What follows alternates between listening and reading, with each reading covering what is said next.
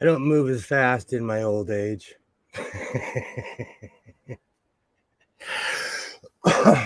Hello. Oh, I knew it's always that phone. It's always that phone.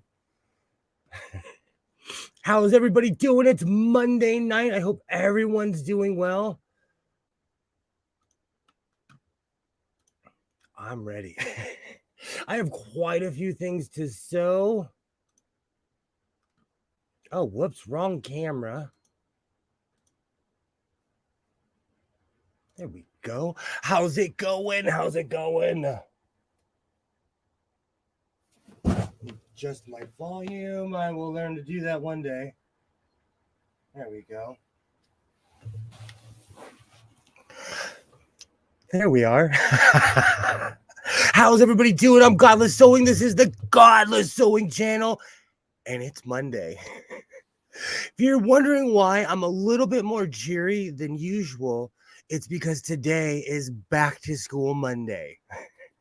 I get what little freedom I had back, so I'm excited. And depending on my kids' grades, I will be doing a stream every Wednesday and Monday. Saturday was kind of a fluke. I was feeling froggy, so I jumped. And I had a good time. And I want to thank everybody that was there for my Saturday stream because we literally did go full Elvis. But it's all about fun here in the House of Sewing. So I have a few patterns. ESPN is always letting me know. I have quite an awesome story about having to go full Karen today. Let me tell you, I'm a world famous Karen. If this was the Power Rangers, I would literally be the Megazord like last Karen, the last boss. But sometimes you need a Karen on your team. Remember that. Oh. So how's everybody doing out there? I'm gonna chill out a second before I get to the sewing because I have quite a few things to sew this evening. In the past 2 weeks, I've gotten more done on stream than I would in a usual night just sitting here sewing by myself. So because it's productive, I'm gonna continue doing it. And because the world's imploding, let's see. I have a bunch of Montgomery, Alabama, I believe. I see you. I'm going to be showing that video later. Somebody was screaming, do it in a small town, and somebody did. But before we get to all the drama, let's finish the tunic. I hope everyone's doing well. It's a bit early. And yes, Gilroy, I have an unreal amount of cream and sugar in my coffee because I want to taste everything at once. It has been a crazy day actually. I forgot what it was to drive in soccer mom traffic, and people look at me crazy, like I'm crazy because I'll drive my 25-foot long Ford F-150. But what you may or may not realize is that I live in the land of SUVs. So everybody has a giant car where I live.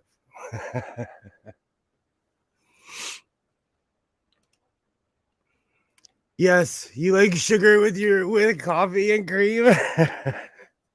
Well, I want to taste all three. That's my problem. I want to taste all three of them at the same time. And so what ends up happening is that I get extremely caffeinated. Extremely caffeinated. Because I make truck driver coffee. I could drive from here to Seattle with only stopping for gas with my coffee. And literally not have to stop. But I've been drinking the poor man's latte since I was a little kid. So I'm weirdly in love with that combination. And I've tried everything, but it's strange. I've been drinking the same thing for over 30 something years, if you really think about it. And you know what? Judge me, but I'm in a phase.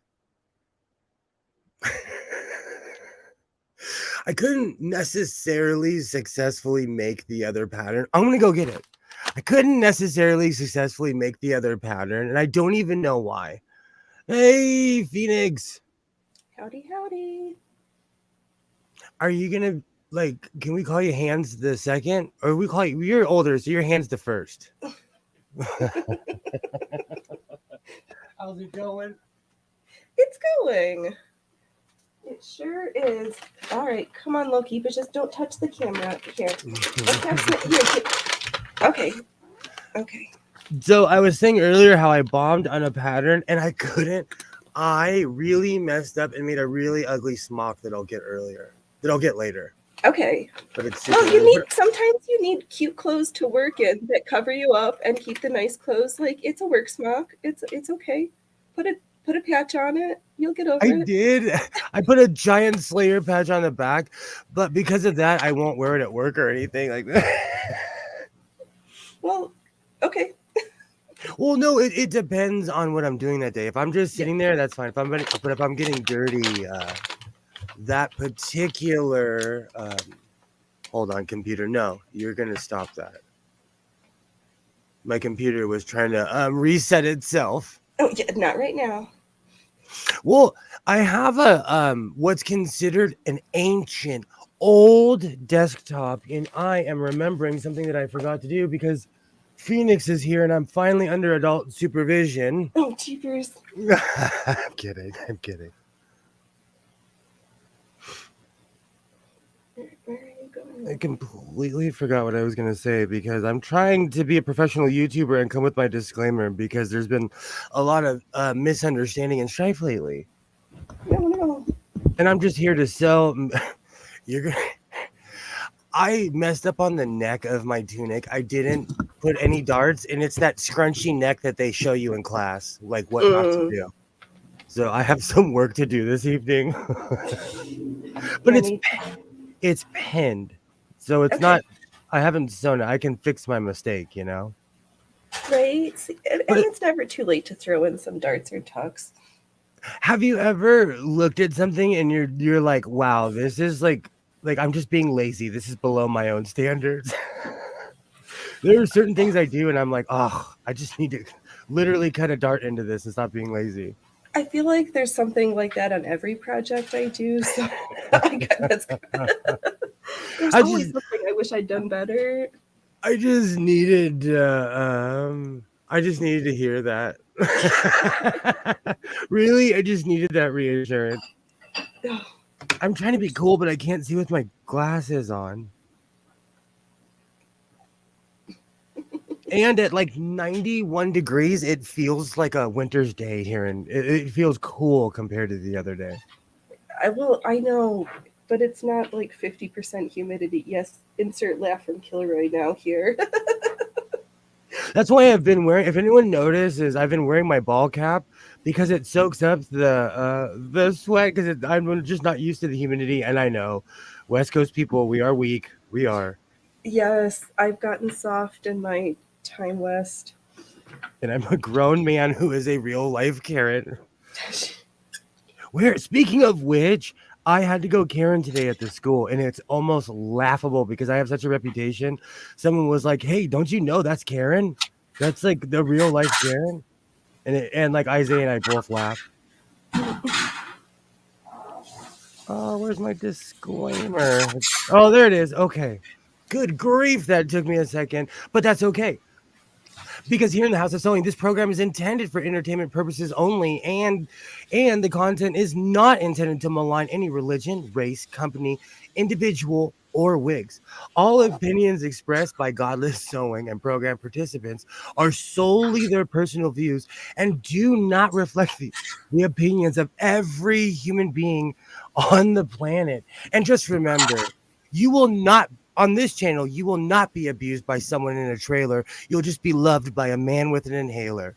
And here on Godless Sewing Airlines, we have exits on both sides. And in Spanish, that's a la izquierda and derecha. I hope everybody has a great evening flying Godless Sewing Airlines. I'm trying to work in my Instead of Popeye the Inhaler, instead of Popeye the Sailor Man, it's gonna be William the Inhaler Man. It's gonna be my new shtick in my silver years. All right.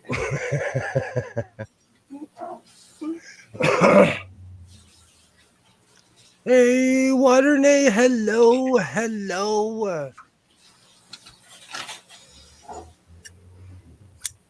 Oh, somebody's got a new motorcycle. Whenever a kid gets a new bike, they do circles around the block.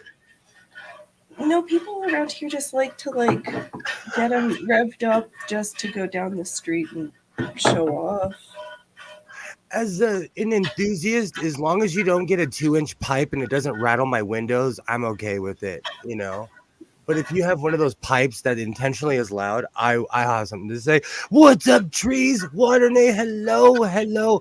Vlad the Inhaler, I'm stealing it. Ooh, that's good. Was that? Yes. My boss called me William the Inhaler Man, and I was like, oh, that's gonna stick. So I have plans on finishing my tunic, but I've been sewing my face off lately. So I'm gonna stop and chat in it for a second before I get to the usual.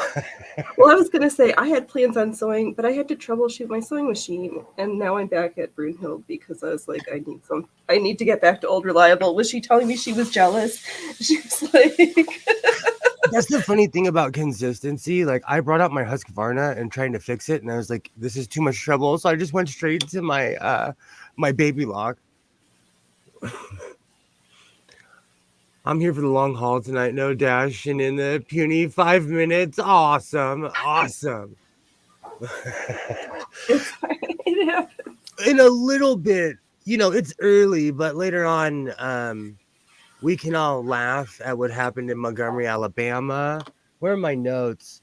Did you see those people on the boat that they basically beat up a security guard, and then everybody came down from the dock and jumped the people? I didn't see about that one. And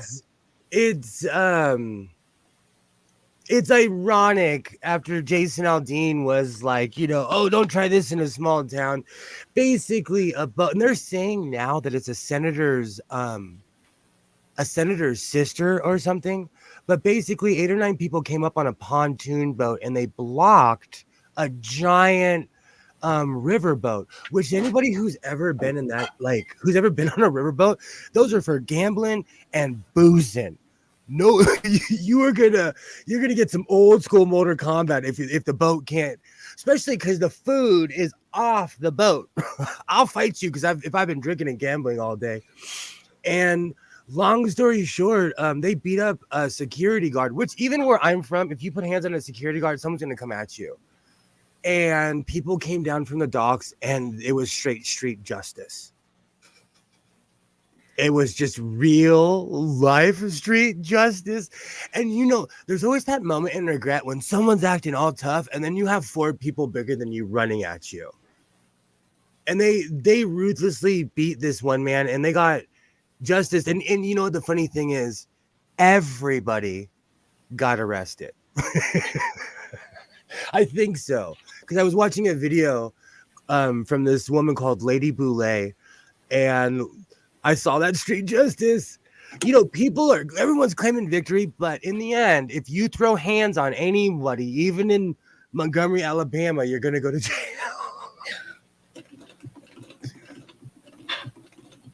But basically, someone was being taken advantage of, and the town came. One guy swam. Oh, that's right. I was literally just watching about somebody else who was like, they were like, this guy was so angry, he jumped off a riverboat. One guy went full WWE and gave the dude who started in a chair to the head. I'll tell you, because I saw the initial thumbnail, I didn't want to click on it because I thought it was something else happened. And I had no idea that it was like full WWE brawl. I had no idea. But let's play devil's advocate. I've seen the video. These people, in my opinion, deserved it. But where's the line of street justice? I think it's becoming much more blurred these days when in so many places looting and not the folks who we thought were supposed to come and help in our times of need like that, or people are letting loss happen and small business owners are unfortunately they're being put in this weird precarious place of. They call him Black Cumin. Black woman. I was pre-gaming hard. There are 4 warrants out as well. See, that's the thread around here too. Like in downtown LA, in every abandoned building, there's cameras between Disney and the cops because Disney's trying to catch the bootleggers and the cops are trying to catch the drug dealers. Blackula, man, dude.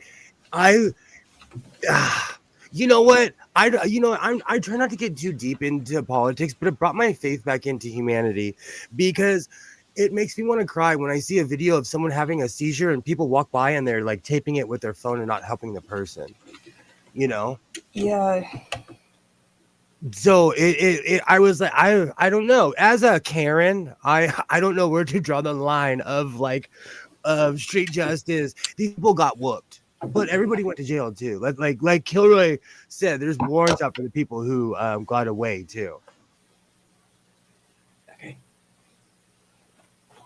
Like if someone stole your car, Phoenix, do you have the right to like tie him to a tree and like put honey on him so ants can come and get him or something? I don't know.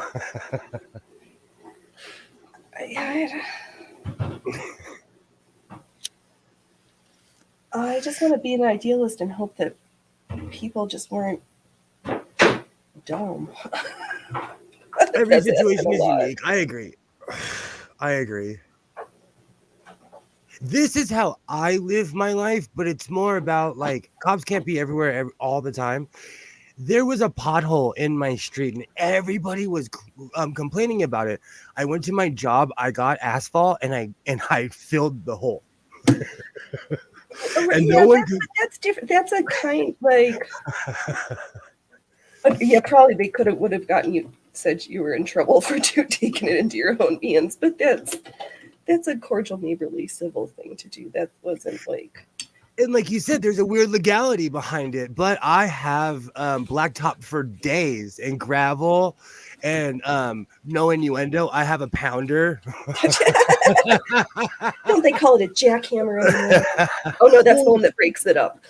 Like in where I live in my city, it's illegal to use motor powered equipment on the street if you're not approved by the city. So I can't clean my street with the power washer. I can't we have crazy laws here. Yeah, that's the town of Karens. Hence why I am a real one. I come from the land. You come by it naturally.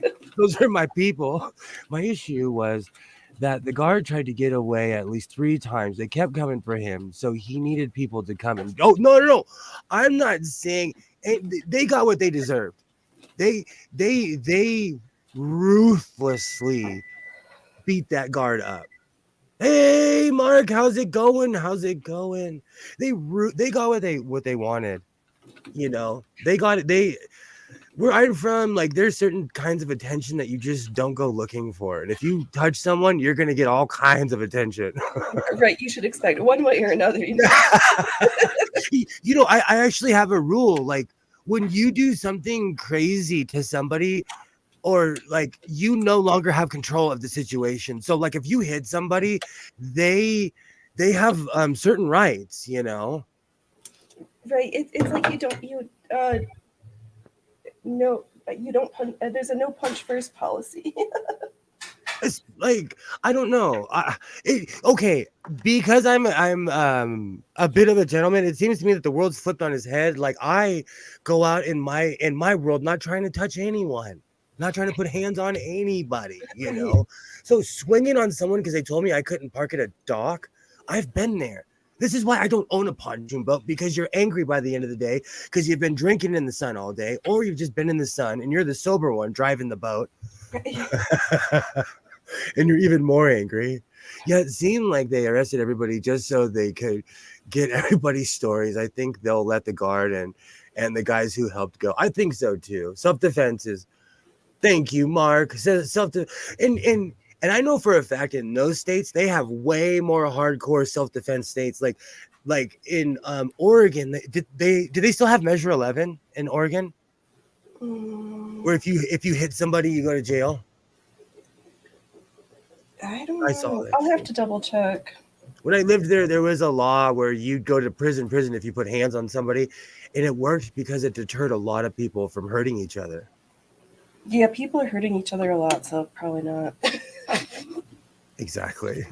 Or just stopped working because they can't do them. I don't know. It's one of those weird things. Like, and that's another thing. I do not necessarily know the laws. I'm a West Coaster. Like, man, if you get in a fight, you better make it count because everybody's going to jail. But again, okay. In a weird turn of events, I was kind of put in that situation today with what I perceived as a minor or just a lanky child. And I laughed at him. I laughed at this kid today. Like, it was kind of a long story. It was after everything that happened with the registration. But long story short, this young kid got out of a car all huffy. He was 6'2", Phoenix, and probably 95 pounds. Oh, okay. So he was a beanpole. A young man, and I laughed. I got out of my car. I'm willing to admit, and I work out, I am 210 pounds. I told him, I'm like, I'm old. You see the gray in my beard? I will laugh at you and embarrass you. And he put his head down and said, I'm sorry, sir. See, that's probably what he needed versus the kids who are beating up their teachers. But I wasn't going to touch the kid because he was going to come at me and boat up. And I diffused the situation by saying, like, bro, you ain't going to fight me. You're not fighting me. Like, you, young man, I'm old. Like, I am literally your parents' age. You are not fighting me. Boaters tend to be a-holes nowadays in my area. Boating isn't great outdoors activity. It's basically a way for trashy people to drink alcohol while operating. So where I'm from, Gilroy, it's a status symbol. Owning a boat is like, it's those people who fly flags on their vehicles. Where I'm from, if you own a boat, you probably fly a flag. Hey, Skids, how's it going? How's it going? At least from my experience, most people where I live, if you're most boaters, it's like, hey, look, I spent all this money on a pontoon boat or this or that. From my experience, boats are not fun at all. No, too much maintenance and upkeep and cost. They're fun when you show up and you get to drink on it and party on it, but when you have to, like, I've told this story 100 times. My ex-wife's father, he owned 9 Sea-Doos and a pontoon, and like he was the fun house. He hated going to the lake because he had to provide all the vests, all the permits, everything. Yeah. If you hit someone, you really don't get any punishment unless you do it in self-defense. Then they'll throw the book at you. Same here. Same here. It's the strangest thing. You know what? Honestly, it depends on who you are. Where I live, if you get away with it or not. Let's be real. And it's about socioeconomics. Like if you're from Beverly Hills, they'll send you home. Huntington Beach, they'll send you home. Yeah, that's part of the bigger issues. I've told this story a bunch of times. I got pulled over one time and a cop flat out was like, "What are you doing in this neighborhood? You live on the good side." And literally said that, gave me my license back and left. I still to this day think he's a neighbor. Let me catch up. More people need to take a beat and diffuse. You don't need to start a duel over a silly slight. I agree too, and I think that's part of the problem too. Is people are so juiced. Yeah, but no. Guys have been dueling and fencing and challenging since there were You're right. humans. You're So right. It's just more banging of the chest then? yeah, it's a thing. I think it's just a thing that some humans feel the need they need to do.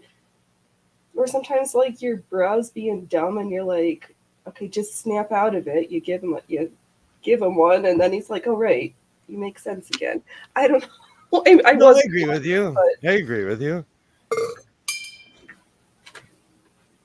Houseboats, trees, like I've always like I want a MacGyver houseboat. Oh my gosh, we're early. We're already talking about MacGyver. Next is food for my bingo card. But like I want a MacGyver houseboat, but nowadays that would be like worth $3 million. It's like the kind they have on the Willamette in Portland.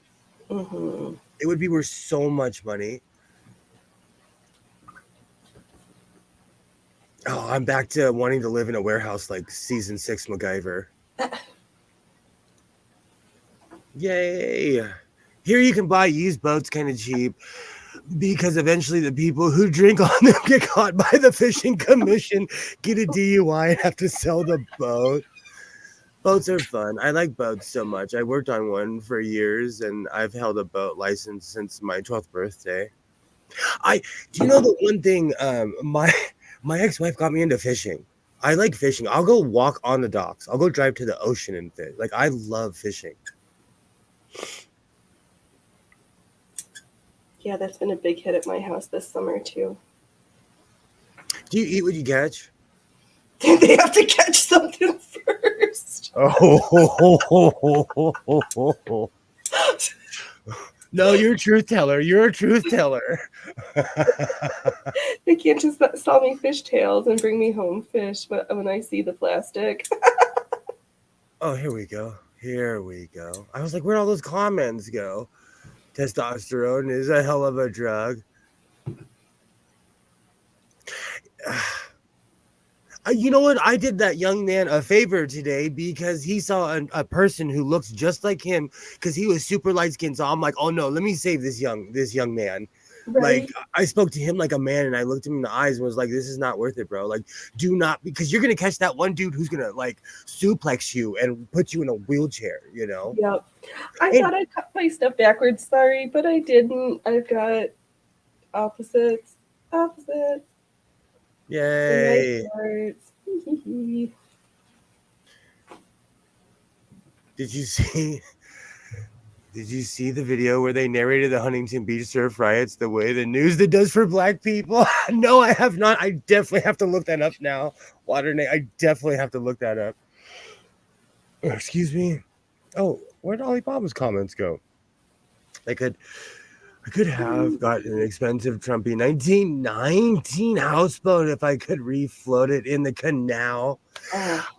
Oh, I have like I want the 2-story MacGyver houseboat.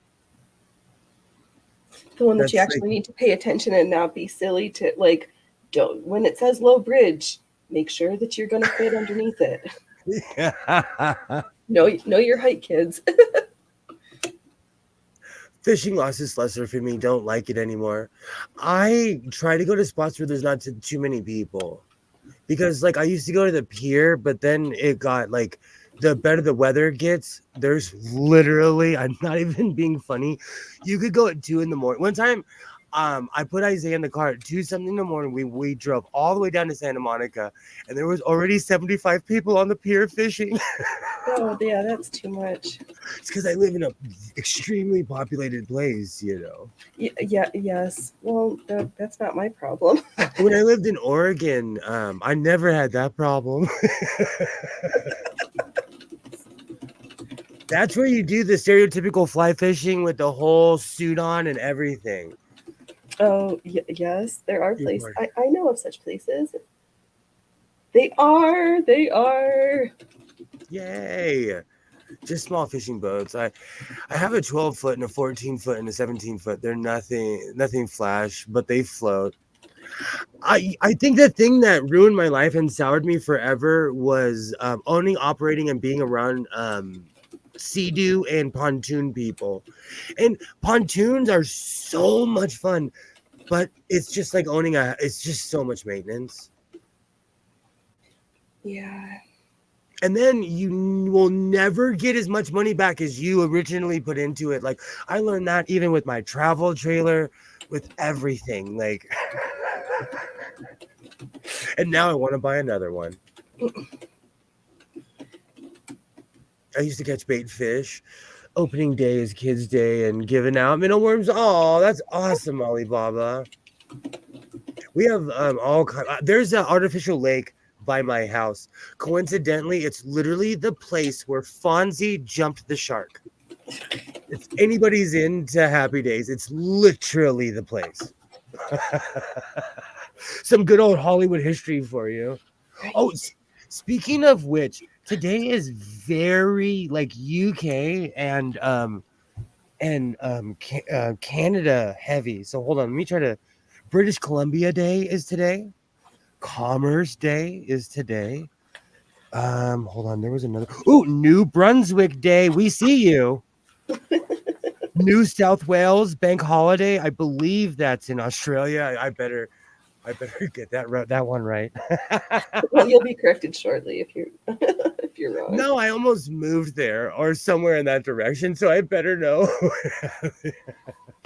literally. My town has all these really weird claims to fame, and the lake that I learned to fish at is where Fonzie in 1970 jumped the shark. No boats for me. I will have to live vicariously through you. My boating days are over. I don't even know if I'll ever do a booze cruise again because I don't drink alcohol anymore. Would you go on a cruise just for the food? Because they do have great food on cruise. I hear that, but all the germs, the sickness, the people. So I don't know. Whenever I say an ex-girlfriend of mine, it's literally because of Facebook. But an ex-girlfriend of mine went cruising right after COVID. She was paying $150 for like Viking cruises because nobody wanted to go. And she flat out put a post out. She was like, she's walking around the ship and she's like, she's like, y'all know I would never be able to afford this, but because of COVID, this is the most beautiful thing I've ever seen in my life. Right. I think to each their own. I think about it, but then I get motion sick. I don't know if I would just be sick the whole time. So I didn't get sick until after. Because my body was like, oh, we were moving for the past 3 days, and now we're standing still. Okay, let me go turn that alarm off real quick. Fonzie jumped the shark. I hope it was consensual. Mark, you get the comment of the evening so far.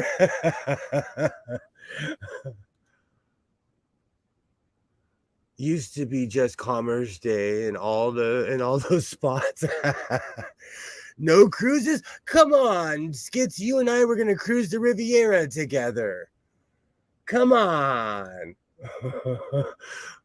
We both told a joke at the same time. I want to let you know that. Hell no, I'm not getting on a cruise. There was an academic cruise on the Baltic that interested me. I want to go on the Star Trek cruise. I still want to meet Dr. Crusher. No cruising unless you're in West Hollywood. You and I told a joke at the same time, Skits. And West Hollywood, you can't even cruise in West Hollywood. West Hollywood is a tourist attraction now. Cruises are floating petri dishes. See, this is what I'm talking about. Listeria, narwhal. You guys are talking me out of it. You are talking me out of it. And I would feel so bad if my son caught some like disease to be named later because his dad wanted to take him on a booze cruise. Part of it too is when I was a kid, my parents would take me to Mexico every summer, and I want my son to have that experience, but the world is a different place. So I don't know if he would have the same experiences that I did at that age.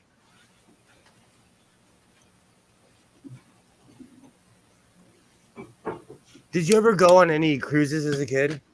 Or any like vacations or anything? We did. There was a lake that had a little dinner cruise thingamajigger, so I did that.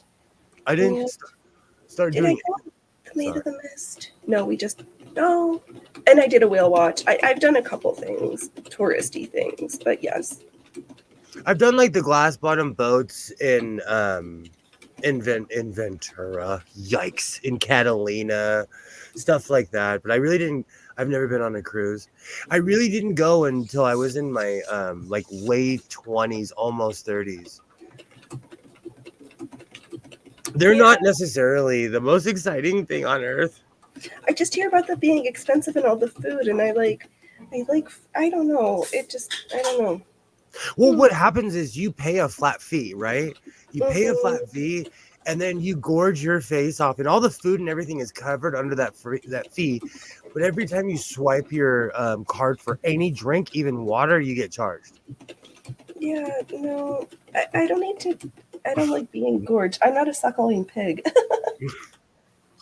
Cruises are for that. Like, I know someone that got like a $400 massage, and they were like, I don't know the difference between a $200 massage and a $400 and 150.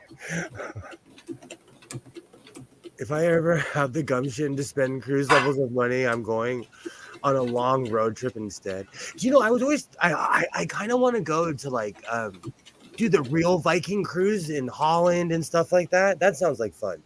Or But the riverboat cruises. Those kind of tempt me a little bit. but then again, I follow extremely rich people on YouTube. I feel like people aren't truthful. Like I have a huge fabric habit, but it's for a reason. It's because I can afford it. Like I Mm-mm. flat out spend gobs of money. Like I would never lie to anyone and be like, "Oh, like I got this or this." No, man, I spent money on that. Even when I'm going to the Goodwill, Mm-hmm. oh, I'm taking my shoes off. I don't know why I put shoes on the live stream. Oh, and I'm not even really a shoe or boot guy. I just don't even wear them on unless I have to. Everyone on those cruises has someone go who's sick, so half the passengers get sick, and then there's always someone who flushes something so they shouldn't have, so the towels overflow, so the toilets overflow. Do you know, I saw this horrible footage where this dude jumped off a cruise ship, and they showed what happens when people jump off a cruise ship. Let's just say everybody went to jail.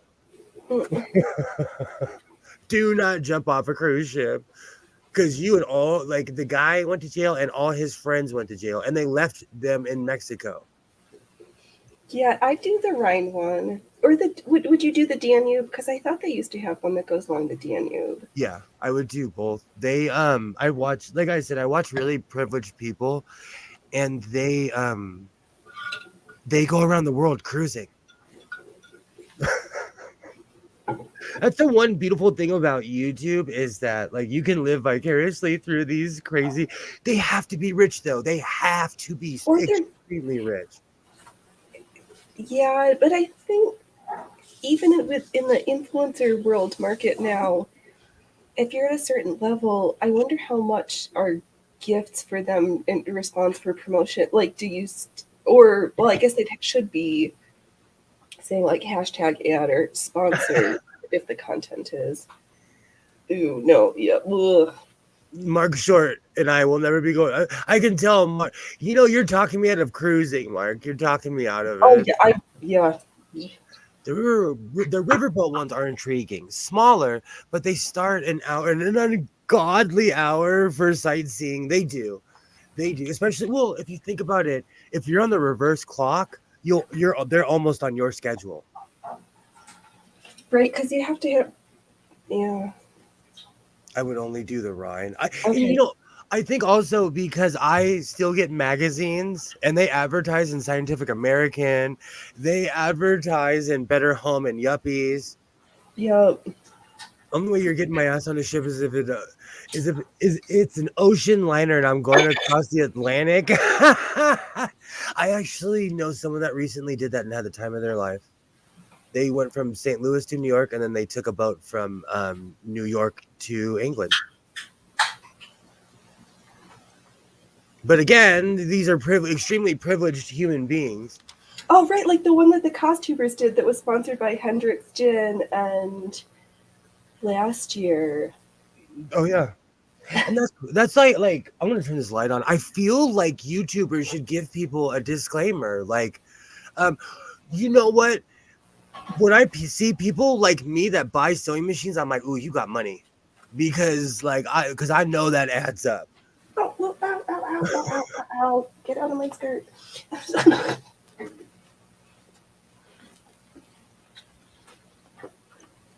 But I'm not doing it to get paid. I'm doing it because to fill some inadequacy to be named later. Right, we're not even at that 60-minute mark. I know, that's why I haven't even started sewing yet. It's still early. I've been getting so much done lately. Like sewing on YouTube is actually productive. One got sick on the costuber voyage. Yep, yeah, yep, I saw that episode. 2 quarantined from that. That's crazy. Yep.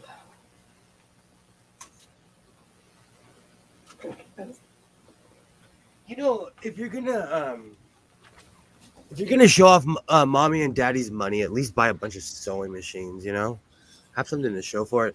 And for everyone who's concerned, I took care of my mic problem, and I pulled out one of the better mic stands that I have.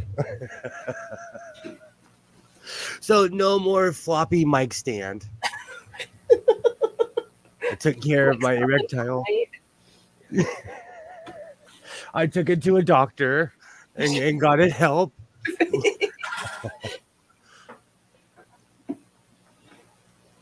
That you see, and that's the whole thing. I would go mentally insane if I was quarantined on a ship, and I have kind of a weird, funny story. I know someone who was quarantined on one of those original plague quarantine ships. They were from my town. They're friends with my mom. They were stuck on that boat. Where was it? I can't remember now. Oh, well, there was Oh, that's why. That is what the glob of duct tape is. You know what, Alibaba? This room is held up by duct tape. It's not even embarrassing. Not even embarrassing. I swear by duct tape. The costuber one looked fun. Not down with plagues though. For real. Just do what rich people used to do and build a huge luxurious house, and then in the last 10 years of your life give most of your money away. That is some total Howard Hughes. Like, no, it was the Rockefellers who did that. Off Cali, I think San Francisco. Oh wow, is that where all that went on? Yeah, because there was the one I remember where like the people, some people didn't, they got on, but they got carried off. Y'all are talking me out of cruising. I would like to thank you. I miss the super adventures, and Vegas's crime rate scares me because I walk around by myself with gobs of cash in my pocket. Yeah, you probably shouldn't be advertising that. Oh, it doesn't matter. I dress like come at me, come find me. I dress like Willie Nelson. I literally wear stuff like this in Vegas. So, do you know what's really funny? Last time I went to Las Vegas with my friend, who's 2 or 3 years older than I am, we both went. We had gray in our beards, and I felt like an old man. We went and gambled with all the adults, but then we went to Fremont Street, and everybody was like newly 21. You know what I'm saying? I felt like the old man at the party. It was strange to me. So I'll stick to buffets and shows. Look up what if cruises were honest on YouTube. Okay, I will. I'm always down for new stuff. I need new content to watch. I feel like I get stuck in my own echo chamber sometimes. The big plague ship was in Japan early on. Yeah, they probably were on that. My mom's friends are people of privilege. They probably were on that one. If I was going to, if I was going to Vegas, I just carried cards. Well, you can do that, but like certain machines only take cash. Well, you, But what you do is you spend all your cash in that casino, or like you can literally, they have ATMs everywhere. right? But Vegas is a scam. Vegas is a giant scam because they have their literally their own ATMs. They do not have bank ATMs. You have to drive on the outskirts of Vegas where the people actually live to go to a real bank. My friend taught me that because she was a Vegas pro. There was one time where I withdrew $600 and they didn't take it out of my account until 4 months later. What? Yeah, it's a scam. Or there was one time, like, it's a scam. They'll let you take out, if you don't have it, they'll let you take it out.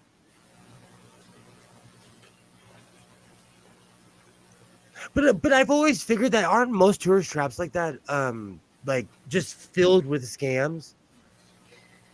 Yeah. That's why you don't use your card in Vegas unless it's an actual ATM from your actual real bank. What's that saying? You feel you feel just like you did at 22 until you hang out with an actual 22-year-old for real. And we were both bigger dudes. We both gained some weight in our old age. Like I felt like the old man at the park. I had my fancy cowboy boots on. I was so out of place. I was in the cornfield looking corny. They mostly take chits. I had to get out of some communities for that reason. I looked around and I was like, I'm too old for this. Thank you. That is my predecessor used to always say that. Like, I'm too old for this ass. I am too old for this. I live around a national forest and AA state forest, and there are tons of tourist traps around here. Yeah. Hollywood too. Hollywood's a giant tourist trap. They have some of the greatest food on earth. But my ex-wife just told me that she spent $300 for pizza. What? That's what I was like, that's like I told her that that's like rent, right? She's bougie. So she told me to my face, she's like, I'm bougie. I like to go to Hollywood and have people pamper me. And because my son told me, he's like, oh, it was a good pizza. I was like, was it worth $300? But it's a tourist trap, so that's where all the good food is, Yeah, but the best food is not that much. But I don't know. That No. pizza better come with a song and a dance. And a bar of gold for Right? park my car for me, like up the street from my house there's a traditional pizzeria. They'll make you a Chicago style, New York style, and it comes sloppy. It's still $20 for an extra large. Mm-hmm. And it's some of the best stuff in this town. They get awards every year. They go to competitions, and they have not changed their prices. They don't have to. Right. And I consider that quality food. I don't know. It's pretentious in LA.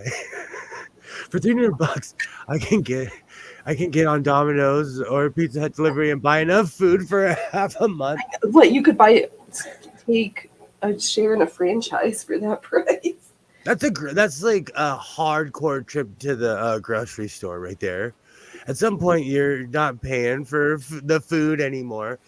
But like, there's this really fancy Mexican restaurant in San Pedro where you're looking into the port. You're like, you literally go down. You're sitting on the ocean. They're not even that expensive, and I love that place. Whenever I'm heading to Long Beach, I go there, and they still have cheap prices, And I've gone there within the past 6 months.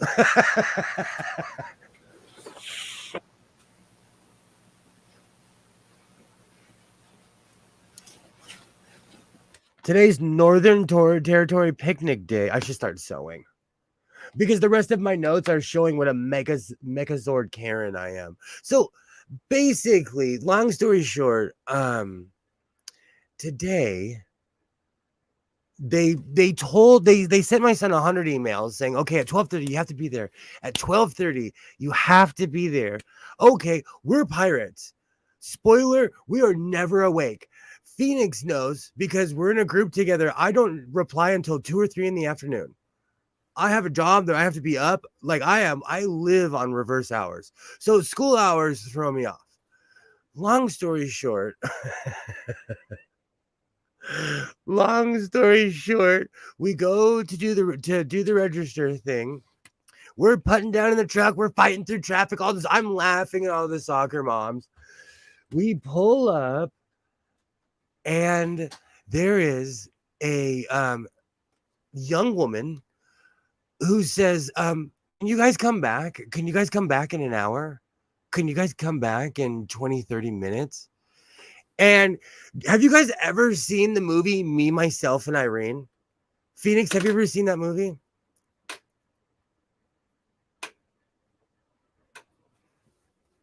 Are you there? What's up, bro? Okay.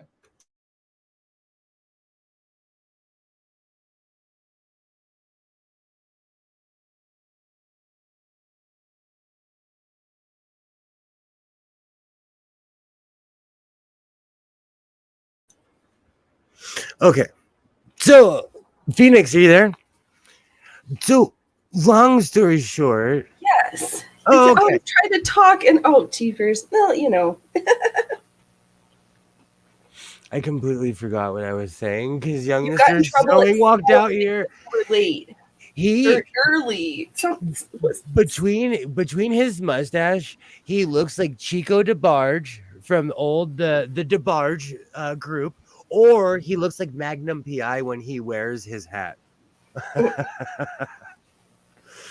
Okay, so have you ever seen the movie Me, Myself, and Irene? Thank you, Alibaba. I would fall into a puddle without you. So I am a real life Karen.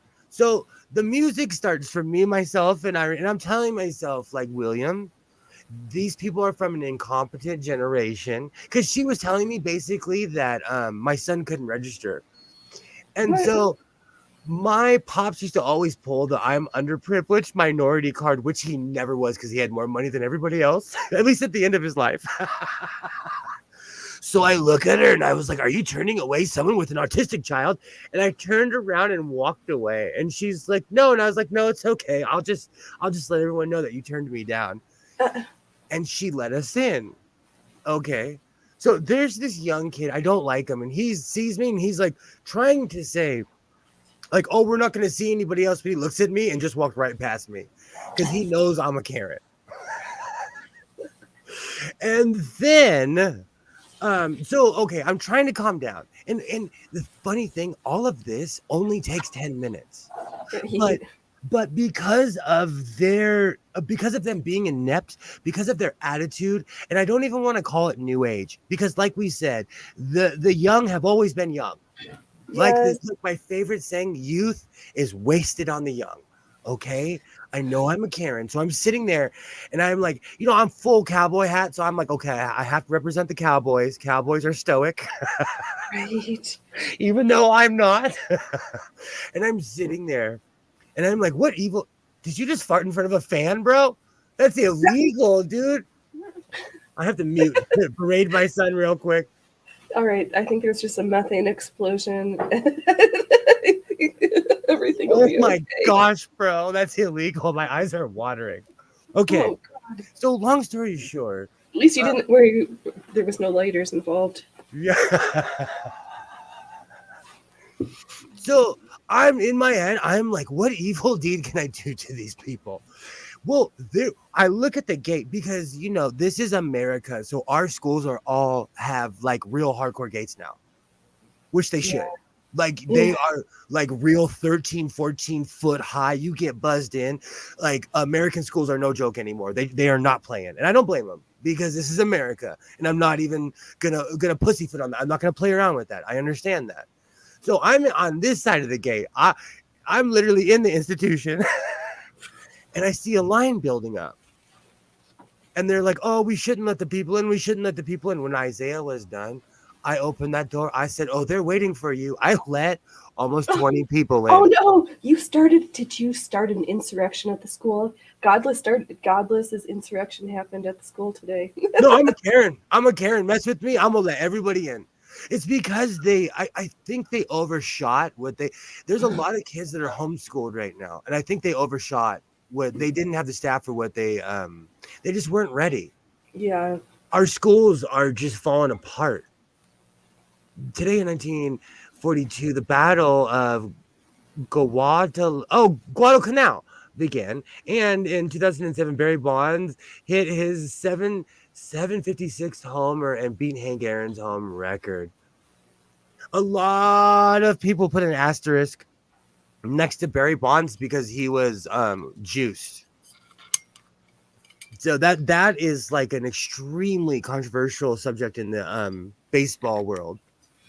I know, but how many we could talk for days about how inept the testing standard, how poor the tests are, and the standards that are used for professional athletes and juice testing. Well, to someone that's our age though, like it was prevalent in high school back in our day. You know what I'm saying? It still is. Yeah, that hasn't changed, unfortunately, I don't think. That's awful. And like there are people I heard about there was this one guy on the Dodgers. I won't say his name just in case I get sued. But he was trying to pass a test, so he took a bunch of a certain drug that had a bunch of estrogen in it. Oh, this term. Well, there's lots of options. Well, he has Respidol chest for the rest of his life. Mm. And something's kicked in genetically because he took a ton of it for over 2 years because he kept on passing the juicing test. Well, there's other things besides so that there are some stuff that is on the market that's very hard to test for, and we don't have great testing methodologies. True. I was talking with a guy who said that his local school security measures stopped an attempted mass hooting. He couldn't even get in. Then he fired a few shots in the parking lot and got arrested. You know, it's funny you would say that because the fences are bulletproof. I should have took a picture. I should have taken a picture. Yeah, but if you're inside, it doesn't matter what the fences are. Yeah, but because they were extremely. It was just. Where Isaiah's school is completely different than everything else because, excuse me, it's a campus on a campus. So it's a campus inside of a high school. Yeah. It's like unit. Yeah. But how sad is that we have to barricade our kids, you know? Yeah. I think like everything, it's complicated, and I don't know if it's the best. I don't know. Oh, even Isaiah walked out of the room on that one. Yeah.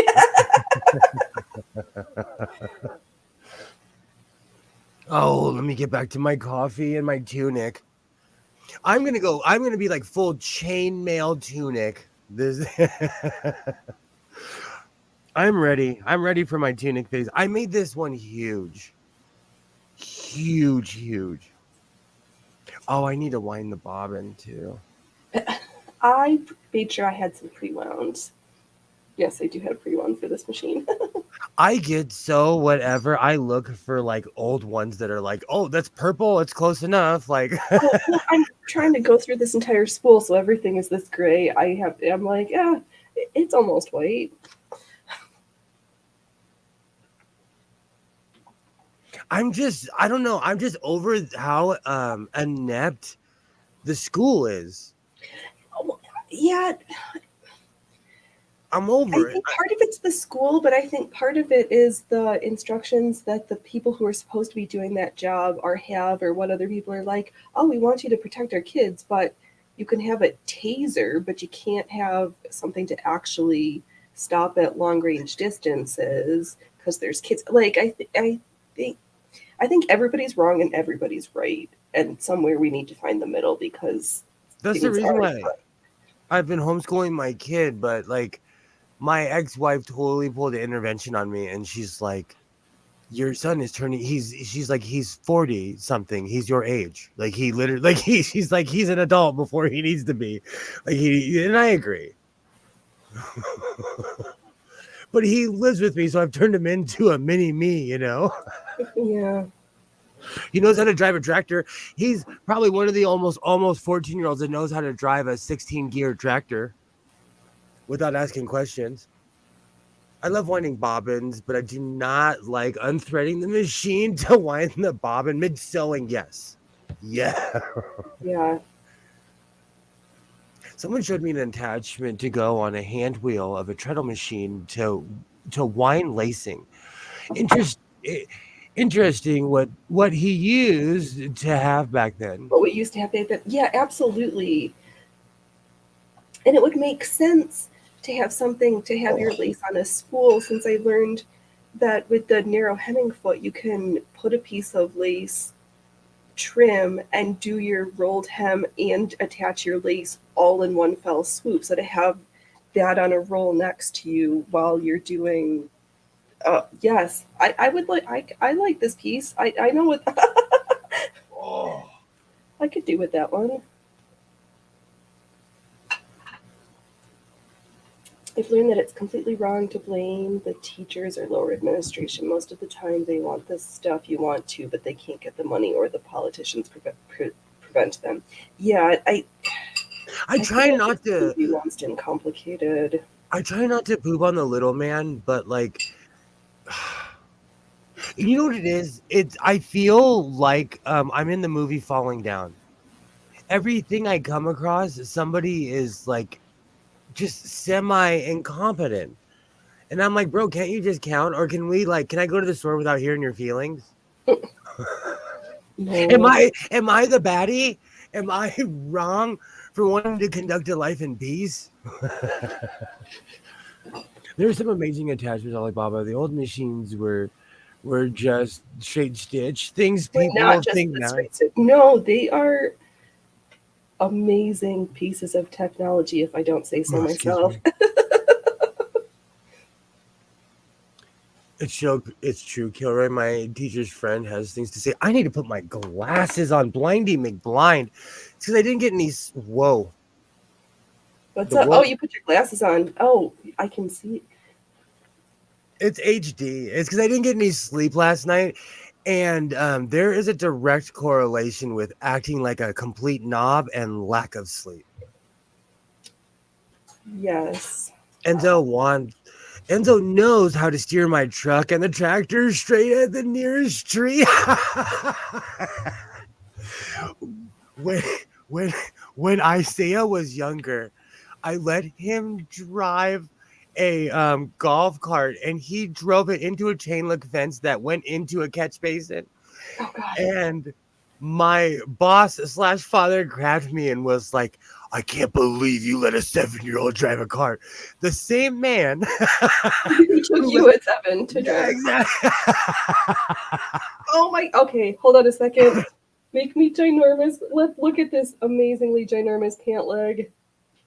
Oh, hold on, yay, I love when kids drive tractors. Oh, that's awesome. It's going. This is one giant poopy pant leg. It's not poopy, it's perfect. It is perfectly poopy. I thought you said poopy. Oh no, poopy with 2 F's, not 2 P's. Or yeah. No, that's too old. Never mind, I can't spell. Okay, my ears are clogged. Oh my God. It's so beautiful. Oh man, I know I'm tired. I got my glasses on early. There are some amazing. Okay, I read that one. Oh, I love some of the greatest memories are teaching my son how to drive a tractor.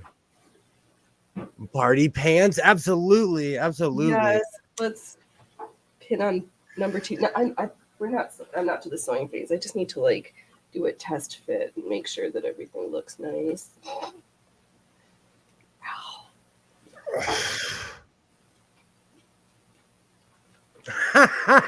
Kilroy, you're so Godless put on his sexiest man on earth sexiest man of the year classes. I can't laugh, smoke, choke, and read at the same time. God, let's Nope. put his sexiest man of the year glasses on. Thank you. Thank you for trying to convince me to keep my glasses on. Right. I just got to stroke his ego a little bit harder. I'm just so ADD. I take them off, I put them on, I take them off, put them on. It's the dance I do. Glitching over here. Oh no. It's I'm surprised if I do glitch, I'm surprised my computer hasn't completely cut out by now, to tell you the honest truth. I've been having major internet issues, but Still, again, I thought you canned on them already about this. it's become a really big issue because I live in the land of Karens, and the person I called was like, okay, so you kind of have a reputation for freaking out. Everybody has complained, and I'm not kidding you. I'm like, okay, thank you, and I hang up the phone. Okay. I don't yell, I don't Yeah. scream, but I don't go away. I am a real life Karen. Like, I demand satisfaction. I come with my white glove, like, slap somebody. I demand satisfaction, ma'am or sir. See, now we're back to the dueling, and I know I'm you terrible. just proved it. Terrible human. Terrible. That's the hypocritical and reciprocal nature of what it is to be a human. Oh, YouTube is glitching on comments. Oh, okay. So YouTube has been censoring heavy, especially like because I'm not driving when I'm on Phoenix's stream. I notice it because I'm in the chat and on the computer at the same time. It really censors a lot of Kilroy's comments. Oh no. Well, If you yeah. Oh, let me open up my permissions wider. Oh, that's weird. Oh, now that I look, a bunch of Waternays comments are being hidden. YouTube has been so funny. We are beyond in the weeds. We are on a different planet when it comes to the rules of what YouTube's rules are. Mm-hmm. I am this close because there's a channel I watch where every Friday morning he plays like music from the 1950s and 1960s. And he just sits at his computer and plays music. Right. And takes requests and stuff. And like he talks a little bit, but it's like, is Smokey Robinson not like copyrighted or they were so light? Opinions are like assholes, absolutely. They're so pithy. They are. And now mine.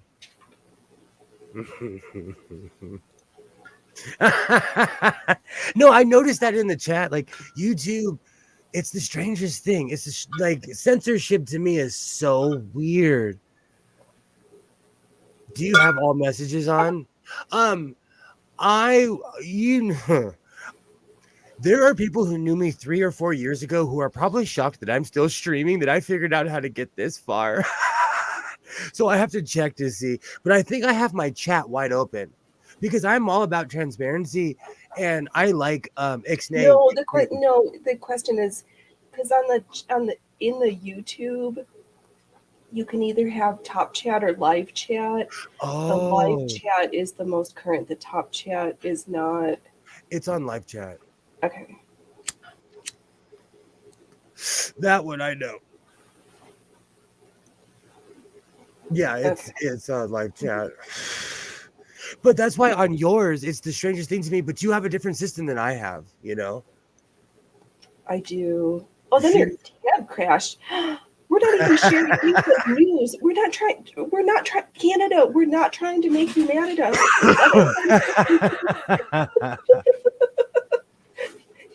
They're welcome to. No, we do not want to miss Kilroy's gems. This indicates servers issues more than censure to me. You think so? I'm going to default to my tech expert on this one. That means each server that it comes through or whatever has different rules? No, it's just that there's a problem in the hardware of the server, not the words coming through the server.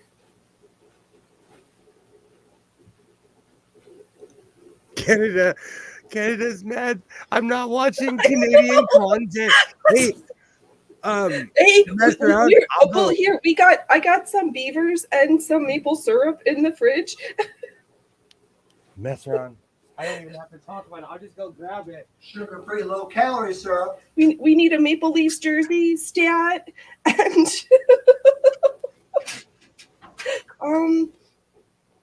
and we need to be having in the background Trailer Park Boys. No, I can get Canadian real quick, eh? I can get Canadian real. Let me just hold my hockey stick here for a minute. Canada, we don't hate you. Blame Canada. Oh, which wrong song? I have my hockey stick here, eh? Isn't that so stereotypical? Do you know it bothers me when people stereotype LA and because they're always wrong. So I'll just say hoser because I've watched Strange Brew too many times.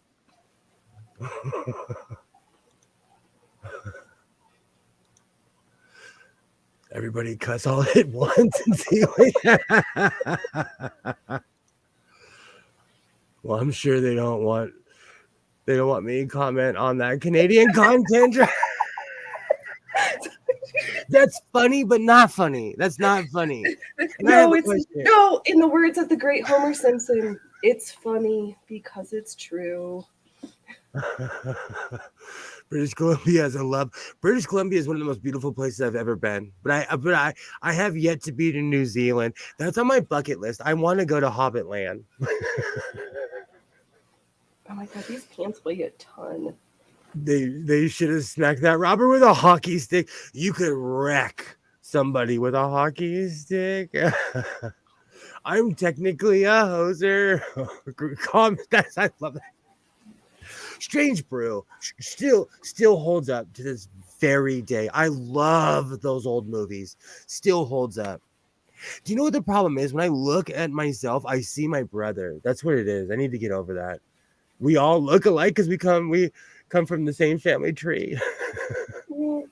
Oh, Canada, our home and native land, true patriot love. Oh, you know what's really funny? If I sat down and really thought about it, I could probably sing "Oh Canada" from memory because I've watched so many hockey games, especially in Edmonton because the crowd sings it. It's catchy. Yes. That's something on my bucket list I want to see too. Hockey game in Canada? What's that? Hockey game in Canada? Well, in Edmonton, I've seen the Canucks. Mm-hmm.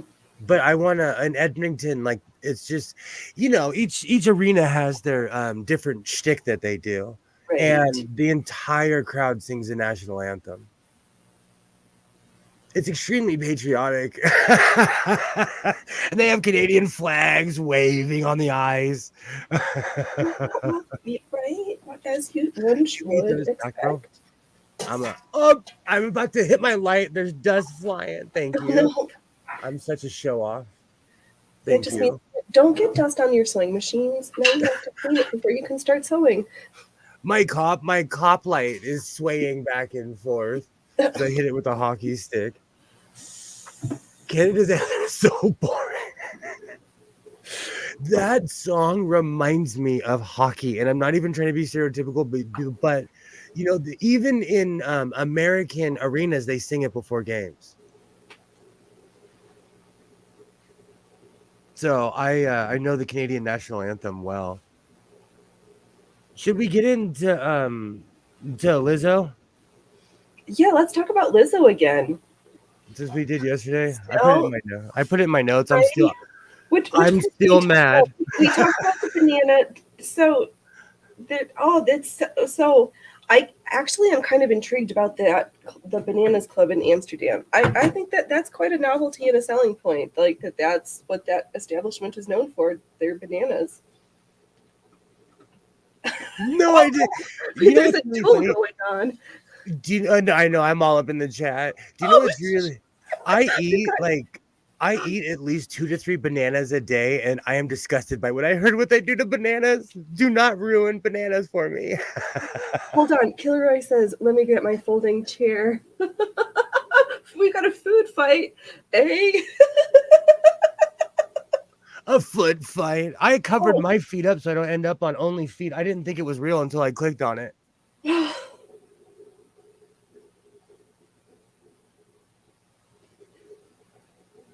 Oh man. Hey, you okay, brother?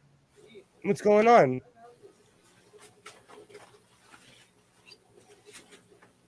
Okay. We gotta get used to going to bed early again. Oh no, don't make me. Actually, Well, I don't. He does, but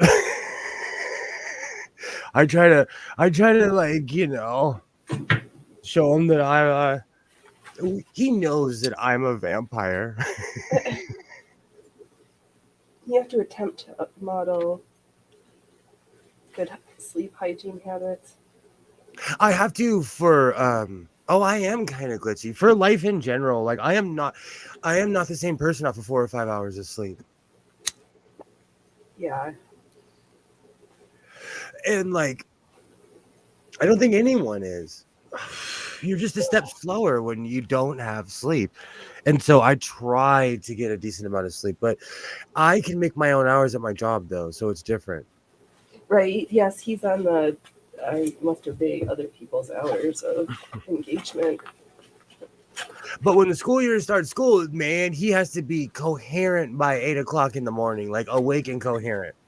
Yeah, that's so early.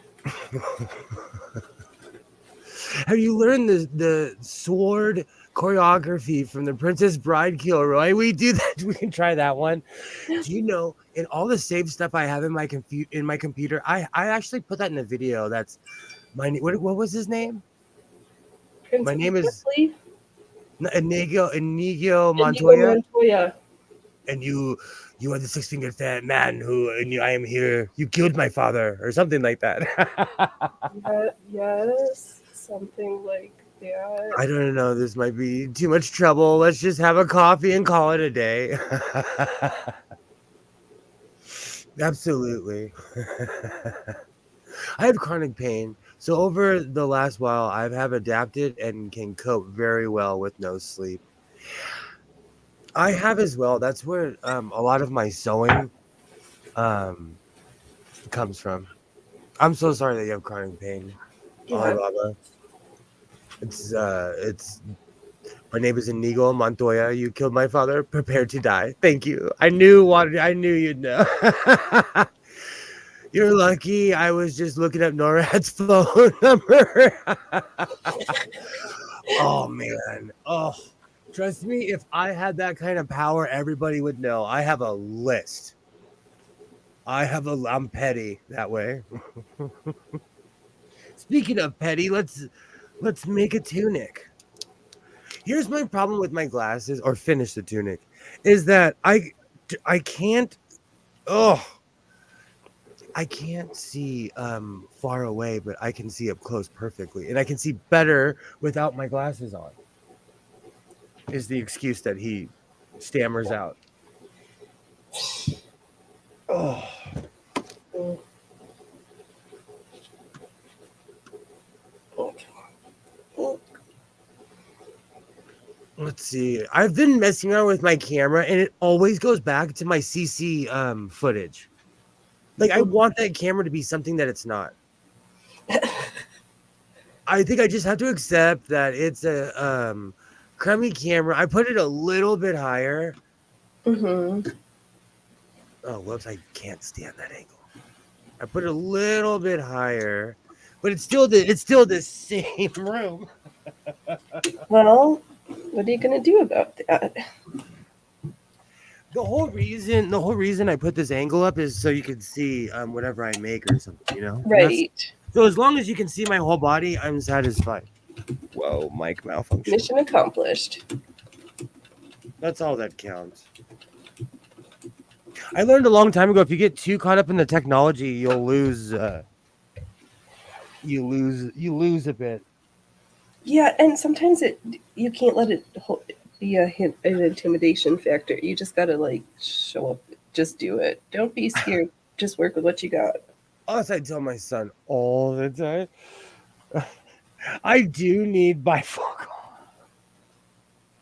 I come from a long line of like legally blind people.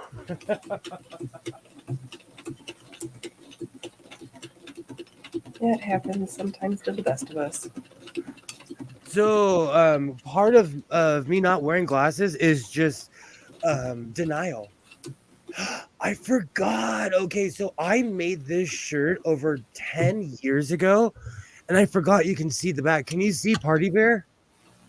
Yep. This shirt is like when I always say like, oh, I take symbols of hate and I turn them around. This shirt, it says, I'm a descendant of men who could not be ruled. This was a total like Minuteman, like get out of my country shirt, and I put Party Bear in the middle. Because Party Bear is from a country that shall not be ruled. But I don't drink anymore, so I really don't wear this. I haven't worn this shirt in ages.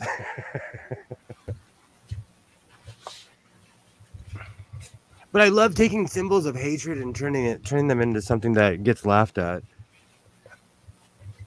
Yep, it's called parody. I absolutely, it's that's what most of my original battle vests were about. That's what most of my battle vests were about, was taking symbolism. But I'll tell you flat out, like I'm not angry. I'm not an angry atheist anymore. So like a lot of my like some of my vests, they make Right, me you don't have laugh. that same level of vitriol and spice. There's one that every time I wear it in public, it someone says something to me. And I had this one granny tell me in my face, like, I ain't scared of you, atheist. And I was like, ma'am, it's not that kind of party. No, he needs progressives. Chronic conditions are difficult. Do you have an injury, Alibaba, or something else going on? I was folded in half backwards in a car accident. Yes. Oh, progressives are much better. Geez, Ollie, it's a wonder you didn't die. That makes me just flinch when you say that, because I was in a major car accident and it changed my life. That stuff is best left To the contortionist. I took my glasses off. Yeah, I should have died 5 minutes after the accident. Oh, wow. It's amazing that you made it through. I have connected. I have connected, never roots. Oh, Cauda equina syndrome. That blows. What's it called? Well, the A version is called Cauda equina syndrome. We didn't do that. There's no advice. You learn something accidentally. I gave the disclaimer. But you know, I was about to say something awful. One slipped through. No, this was an accidental bit of learning. Let's go with that. No, you know why? I watch a lot of YouTube. I just do not claim to be the end all be all. I do not claim to know everything. I have an opinion on everything, but it's okay if you don't know that I have an opinion on everything. Doesn't mean I have to share it, you know. I've just been seeing like I say every week as a true Karen, I've been seeing so much hatred. Like, that's why I put my camera here, to remind myself why I started being on YouTube in the first place. It was because I hoard sewing machines and like to make jackets. And now I'm branching off.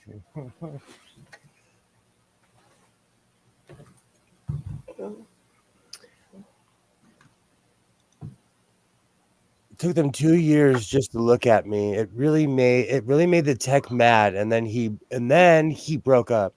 Oh no. Yeah.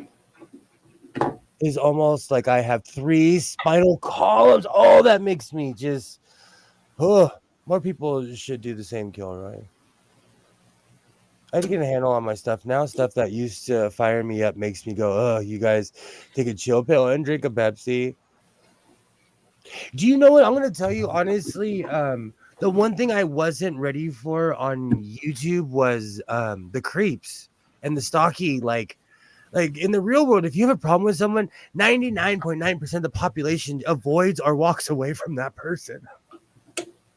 They don't continue to engage. And so that internet mentality still is strange to me. Because when I don't like something, I move on with my life and make a tunic. I think this is one of the people are like too in their feelsies and triggered instead of like, if I don't like something, sometimes I can just change the channel or change my attitude or whatever. Every time I reach a channel that gets a certain emotional response out of me, I unsubscribe because I don't need that stuff in my life. To tell you the honest truth. And there's certain, like the whole manosphere thing. I lasted 2 weeks before I unsubscribed to everybody. Yeah, that's not my. It's not my tea. It's not my cup of tea. No, I'm not mad at people like that. It was so intriguing to me, and I thank everybody, all those weird guys, like I thank all of them for teaching me that people are like that are out there. No, exactly. And I think sometimes I stop by or like take a moment to listen because I don't know what's going on if I don't hear it from the horse. I like to get information firsthand if at all possible instead of pre-digested by. But also, like, I am not necessarily a hate-filled person, so a lot of the stuff online is invoked to make you angry. Like, that's Yeah. why I like Nitnish behavior, because she literally does what I do. She literally does exactly what I do. She's in a room waffling and sewing. Yeah. And now that I do not sleep on Saturday mornings anymore, which are now Sundays. Oh, where should I start on this one? Too late now. Okay, I'm being brave and stitching down these pleats to the inner lining, and then I'm gonna do the paints, the strips on the other leg because I think I want to tack the strips down, then gather it to the lining, then we'll sew the fashion fabric. We're gonna have a sandwich of fabric here, and then I'll deal with the top next, the rest next. So I think, needless to say, I'll have less to say about the debate me bro crowd and the dude bros because I have taken a few steps backwards. I looked at it like an anthropological study, but Yeah. it's overwhelming how hate-filled people are. It's overwhelming. And tribalistic and short-sighted is not the right word, but I mentioned something was sexist. Some wanted to engage and discuss. Great. Some were just insulting. One guy said I was genuinely insufferable. I wanted to applaud that they had a better right, I know, right. Good job using real language. Thank you for your constructive comp. Thank you for your I think that's what it was. This one person I watch, he is so eloquent. And like when he speaks, I'm like, oh man, LA had a terrible school system because he's from Chicago. And when he speaks, he's so well spoken. And I'm like, oh, we didn't learn anything in LA at all. But he's more in the middle. But I would never walk into a situation having an encompassing opinion on everything and then hold it to somebody. That's just wrong. Like, you have to take life in a case by case basis. Mm-hmm. So people who carry all this baggage with them trip me out. Yeah, why? It just feels it's like too much work. Gilroy debate me bros are a waste of time. I learned my lesson. Do you know why? It's because like I traveled around like a real life hobo, like getting jobs in different towns, but you meet people who are like you. The internet has exposed me to things that I would have never even known they existed. Not even the flat earthers, young earth creationists, none of that. I wouldn't even known they would exist if it wasn't for the internet.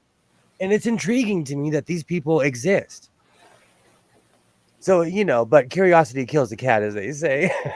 It does, but you can't say you're against something unless you've taken the time to hear what they have to say.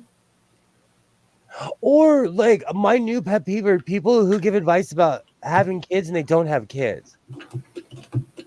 Like there's a certain level of experience that I kind of need as a mega Karen. There's a certain amount of experience I need. And when it comes to developmentally, like when it comes to certain situations, if you don't have a child, I'll take advice of you if you're at a certain level because you understand what's going on. But like, Right. So you're gonna go, yes, I was gonna say. So you would defer to someone whose educational experience and work experience is like you have your one kid and they've seen hundreds of yes, kids through experience, even though they might not have don't have children but the in their people, household. but the people who constantly scream, "What about the children?" are always the ones who don't care. You know what I'm saying? Yeah. Like those are the ones that I'm more weary about.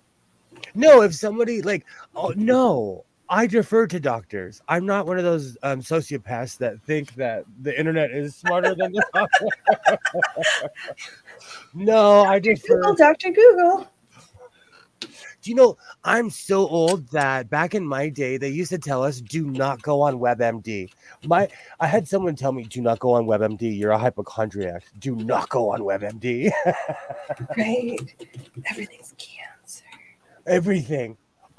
You know, at one time I got really drunk. I peed in the bed, and I thought I had type 2 diabetes, but really is that I got insanely intoxicated because I was in my 20s. And hopefully that was the one and only time you did It that. was. It was. It was. That was in Oregon too, guys. That was 22 years ago. Good times. Good times. I don't have and never will have kids. The only piece of advice I feel comfortable giving is if you treat your kids like kids, don't be surprised when they act like kids. You know, around here we call that talking real. We speak real to children. When they're like, "Oh, where'd Uncle Johnny go?" Uncle Johnny went to jail. He made a bad choice and he went to jail. Mm-hmm. It's a learning experience. Yeah. I would tell a teenager that. I wouldn't tell a child that. Right. They just went away for a while. They'll be back sometime. Nebulous in the future. Hopefully. He's going on a 6-month education course. Right. He's going to trade school where he learns to punch license plates. Yeah, technically. Well, technically, you do learn things. I know. I'm There's no rehabilitation, but you do learn certain things.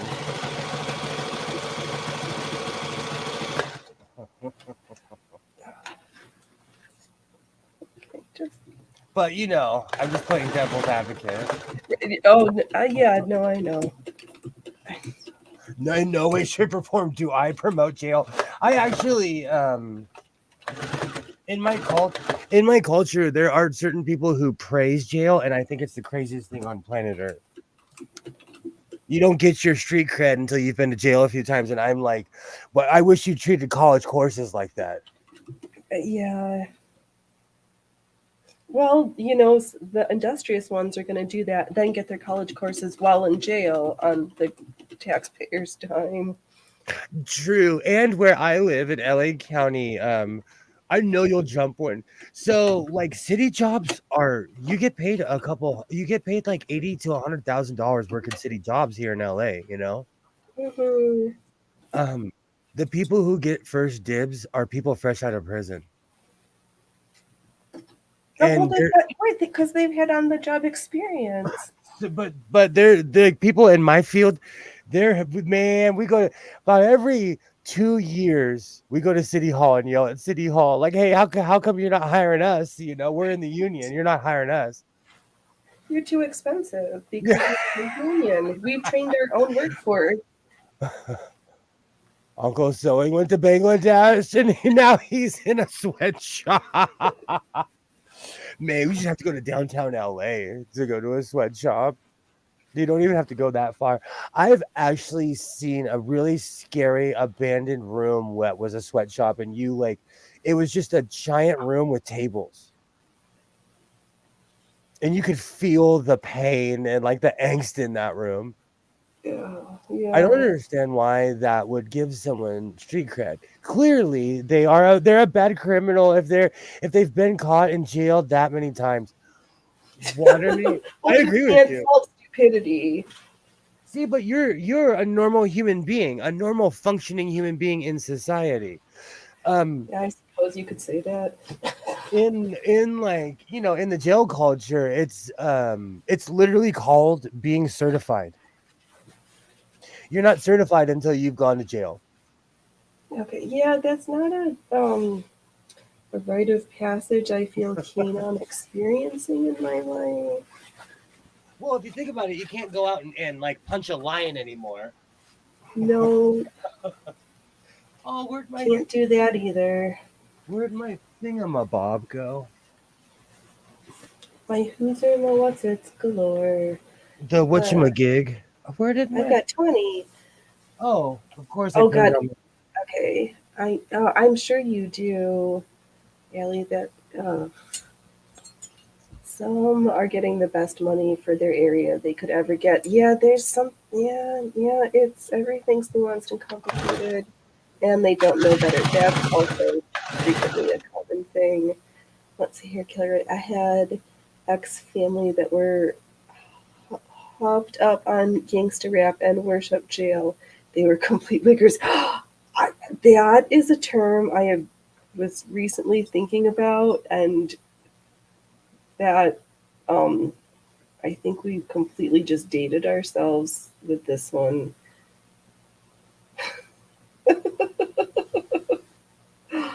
Oh, the baggy pants, but at least I like giant poofy like pants, but also a high fitted waist. So, because crack kills kids. Don't do crack. Because I am pinning. It's a good thing I did this in steps because I almost forgot the pipe to pin the piping on the next layer. Oh, wow, we're putting a lot of fabric through Brynhilda's. Holy moly. Some I have shown off they could get treadle used cheap and make things and sell them. One guy makes jackets in Delhi for scooter drivers. That's awesome. Do you know I want a rickshaw. Am I crazy for wanting one from India? Well, no, the crazy question is, do you want to be the puller or the seated one? I just want a motorcycle with a canopy. Okay. Oh, I'm thinking you have a different version. There's a million different rickshaws, but I want the motorcycle with the giant canopy in the back. They just look so cool. Yeah. I'll get a driver. Outsourcing can be beneficial to a country. Unfortunately, it can turn into exploitation, like pick a coast in Africa. Yes, or yeah. They wanted to find crack to emulate the rap, and they couldn't find any around here. They had to settle for heroin. Oh, that sounds like my town. The rickshaw three wheels are dangerous. So funny story, Alibaba, three wheelers are illegal in my state. The 1970, like Honda has these really famous 1970 line. They're all illegal and they go for a lot of money if you can find one in my state. Right, because they're hard to. They're like considered collector's Ooh, items because there's before the law got passed. yes, a tuk-tuk. That's all. I want one so bad. I want one so bad. They tip so easy. I always wondered about that. That's a trike problem in general. Because there's people that get these really fancy trikes, and unless you're like an ex-football player or you're like 6'7", they tip easily. I had to work out for a piece of farming equipment called a DR that we use because it was so heavy.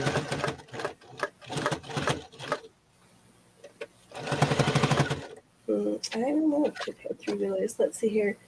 That makes me think of those who do microloans for people to start a small local business. Maybe.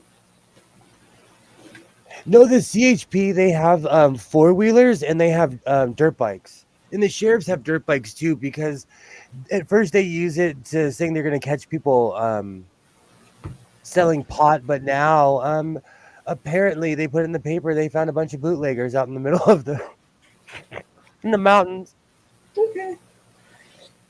in California moonshine. That makes me think of those who do microloans for people to start a small local business. Are those family members? Okay, Kilroy. Waternay loves follow up. I have a family of crackheads. They are not okay. I come from a family of subsidized humans.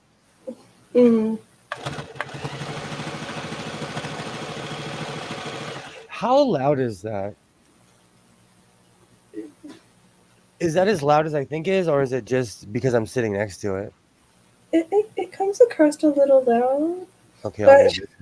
In the 1970s, the meter made bikes. I would rock one of those.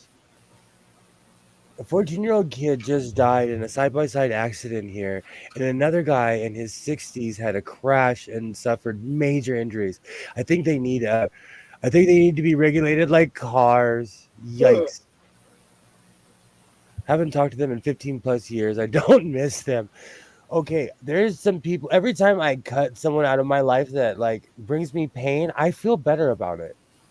So if someone brings you pain, like no legal and medical advice here in the House of Sewing, but as you can tell, when it was Cousins Day, and I was like, oh, on behalf of the House of Sewing, to all of my cousins, go stuff yourself. It's okay to cut off dead limbs from your tree every once in a while. mm. I guess I didn't do. I guess I do like. No, I'm the same way. There's nothing wrong with that whatsoever. I'm inquisitive too. I'm the same way. I want to know. My son knows. He knows when he speaks to me, he needs to be thorough because I'm gonna ask questions.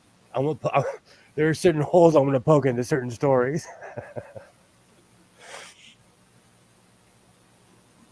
And you have to be careful. Like he told me a certain story about somebody, and I called them, and they were like, "He did not tell you the complete story." Right. It's always listen and verify. Yeah, exactly. But I've been doing that ever since he was extremely young because, like, Isaiah knows that his dad's Karen, and so he would tell me like, "Oh, my stepdad did this and this." I call my ex-wife, and she's like, "He took his tablet." Gotcha. Okay. But the kid would make it sound like it's the end of the world when really he got his tablet taken away. Oh, I miss the little guy. Now he's 100 and wants to drive my car. I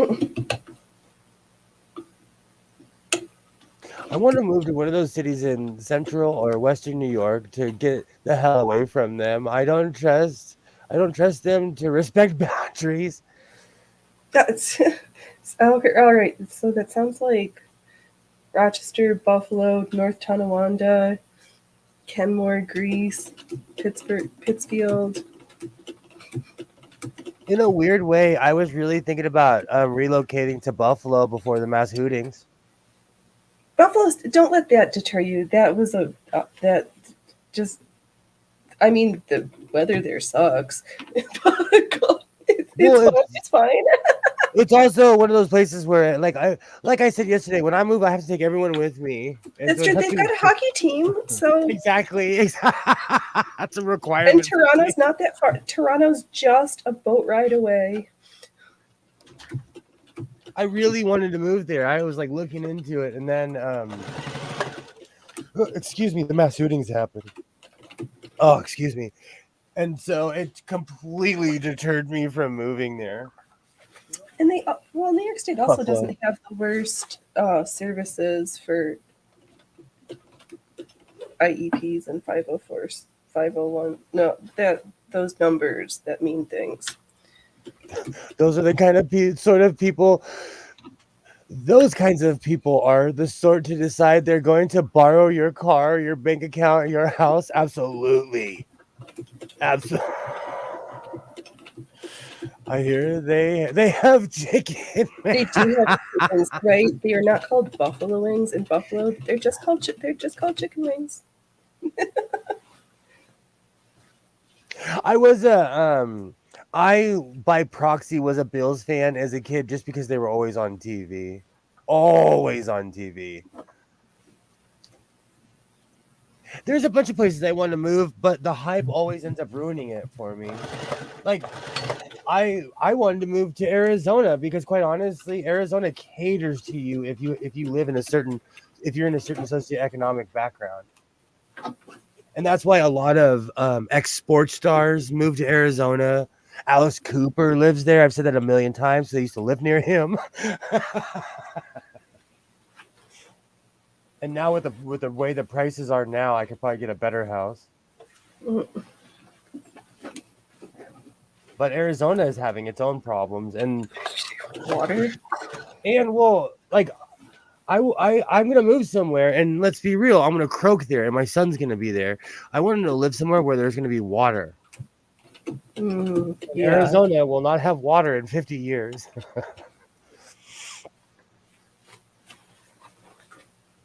Well, not 50 years. That's a dramatic stretch, but No, you mean 10. it makes me think of the opulence of that place. When I lived there, they had giant fountains. Part of me misses Arizona. Every mall had like unreal air conditioning. You go to a mall, no one was buying anything, they were just hanging out. Everybody was just hanging out at the mall because they had real air conditioning there.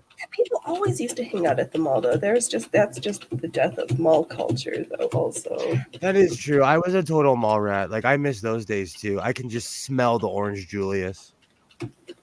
oh, the Cinnabons. Oh, they still have a Cinnabon in my town, and I'm so happy they put the pretzel place in the Walmart, so I don't have to go to the mall. Oh, So we have the same pretzel place at the Walmart that's at the mall. okay. School's no longer out for summer. I know, bro.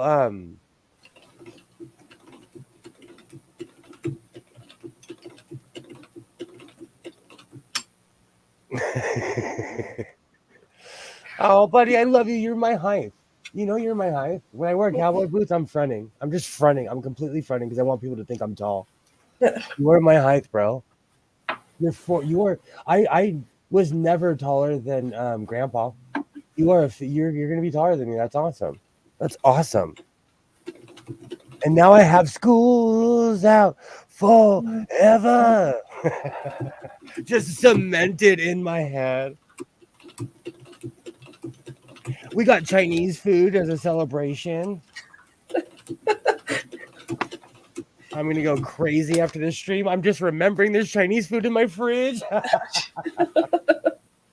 No, because I always go through that weird moment after the stream of like, do I have the patience to make a 5-course meal right now because I'm starving?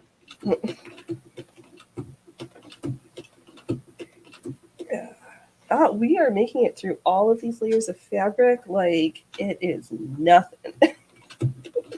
Because Broomhilda doesn't play. No, she doesn't. She's like, yeah, I'm old reliable. What do we get to sew today? It's like a treat. You should see the look on people's face when they ask me about a sewing machine. I tell them to get an older one. They're like, what? Yeah. What? I love this sewing machine in a way that I didn't think was possible. My electrics just can't compete. You need to have Chef Hands fix you a plate. He is so good to his pops, though. He is so good to me. I was a delinquent by his age. He is such a good kid.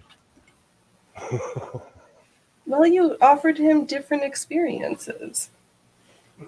True, and like My parents, let's be real, they had I was the ninth kid. They were done. Like, I was a latchkey kid. They let me do anything I wanted because they weren't around. Right, because they were like, we were supposed to have this time to do anything we wanted. They were senior citizens when I was just getting into high school, you know? One of my great dreams in life is a Chinese buffet that's open 24/7. Okay, let's have a talk. Where you live, do they have a midnight culture anymore? Because here they did, and I dare you, anyone in LA that tells me they do, you're lying. I get in my car and I go and look. And because I'm sober, I don't get pulled over. I was going to say, thinking about it, yes, but it's usually like the transient. Like, I don't think there's like restaurants because the shows are usually done. I don't know. I haven't looked. I mean, like, there's a bar. I don't know the hours. I don't go drinking at those hours. I used to go to a Vietnamese restaurant at 12:30 at night and then eat my pho and then go shopping at Walmart after. And both are closed at night now. Both. And they're still open, but both are closed at night. Yeah, well, being open at night has become a risk to being a business owner. Little Vietnam, that's good to know. That's a drive from my house, but that's good to know. That's good to know. Everything's done by 10 p.m. here. Makes me sad. Yes. I can't, like, Yeah, there there's was not a 24-hour diner. You can't just like go someplace for coffee and stay all night long. I had one of my best friends who passed away when I was younger. We used to go to Caro's and just drink coffee and smoke a million cigarettes. The good old days when you could still smoke in restaurants. Denny's, I'm looking at you. I don't go out rural here. I think it's because I had kind of a midnight life, and like because my Walmart has sewing supplies, I would get lost. They have 4 rows of a sewing section by my house. I would get lost, and no one was there, so I could shop. You didn't have to talk to the people. And they had someone there that would cut fabric for you in the middle of the night. But all of that's I would get chased by coyotes. Yeah, don't do that. To be fair, I have coyotes in my town too. I miss my midnight life is what I'm trying to stammer and spit out. I miss being able to go at Ralph's at 3:30 in the morning for sushi and creamer. Everything shuts down. Even like Hollywood, everything shuts down. We have a restaurant called Tommy's. It's a burger place that puts chili on everything. It's a heart attack waiting to happen. They were famous for being open 24 hours. They close at 11 o'clock now. There's still this gas station chain called Sheetz that's open 24/7 on Christmas and New Year's Eve. That's literally the only place you can go and hang out here after 10. That's crazy to me. I miss my midnight culture. I went driving the other night and it was nothing but me and the cops on the road and everything was closed. I was so shocked. And there's this, the only place that was open was the pantry in downtown LA, which is really good. I have so much fabric. I'm like, I'm pretty sure I sewed this right because I pinned it and I knew what I was doing and it was already sewed. Oh, but I gosh. got lost of like finding where my edges were. It's like, okay, this is just, where's our pant leg? Actually, the ones that pop by my house are used to be so friendly and bringing new pups to see me. Aw. No. Then they wonder why the youth get in trouble. For real, though, like even when I was a juvenile delinquent, they would let us wander around. And I don't know. It's just, it seems like the world's changed. And maybe I'm just an old man. The NIMBY and the Karens won. The NIMBYs and Karens won, and everybody's lost. Right. What's a NIMBY? Not in my backyard. I am definitely not one of those people. I want commerce. There was some lady. I feel so sorry for her. She like She comes to my front door and she's like, here, I'm doing a petition because they were trying to put a hotel in by my house. And she's like, I don't want this eyesore in our town. And I looked at her and I was like, it'll create jobs. And she's like, Right. she looked at me and she's like, you're just as rude as that lady 2 doors down. Oh He was talking about my mama. Because apparently my mom had said the same thing to her. Oh, that's funny. Like, no, my area needs jobs because these kids are bored, man.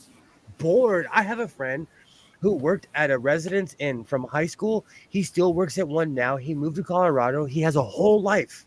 He would have been a juvenile delinquent if he didn't have that job, you know? And he had a life. He's worked at the hotel, basically, you know, his whole adult life, but it's given him a career. Right. My city used to have lots of 24-hour stuff. Then the recession made stuff close. Then it was opening again, and the plague regulations hit. Yeah, same around here. Like even the donut shop that would open at 3:30 in the morning doesn't open until 6 now. If I had unfriendly wildlife hanging around here, it'd end up as fertilizer. Oh man. You know what's so sad? We have the right. We have the right to put coyotes out of their misery now in the state of California. Indiscriminately now. Oh, well, that's Oh yeah. something. For all the anti gun laws we have here, we have the right to put coyotes down now on site. Mark's not messing around with critters. I feel sorry for coyote. I saw this really confused coyote just kind of staring at a hole during the day. I don't know if he was looking at a gopher snake or a gopher, but I felt Both. sorry. What's that? Maybe he was looking at both. He was like contemplating life. I left him alone. That's what I did. I left that poor guy alone. Mark's not messing around. Coyotes or coyotes? It depends on who you're talking to and where you're standing and how you hold your belt buckle.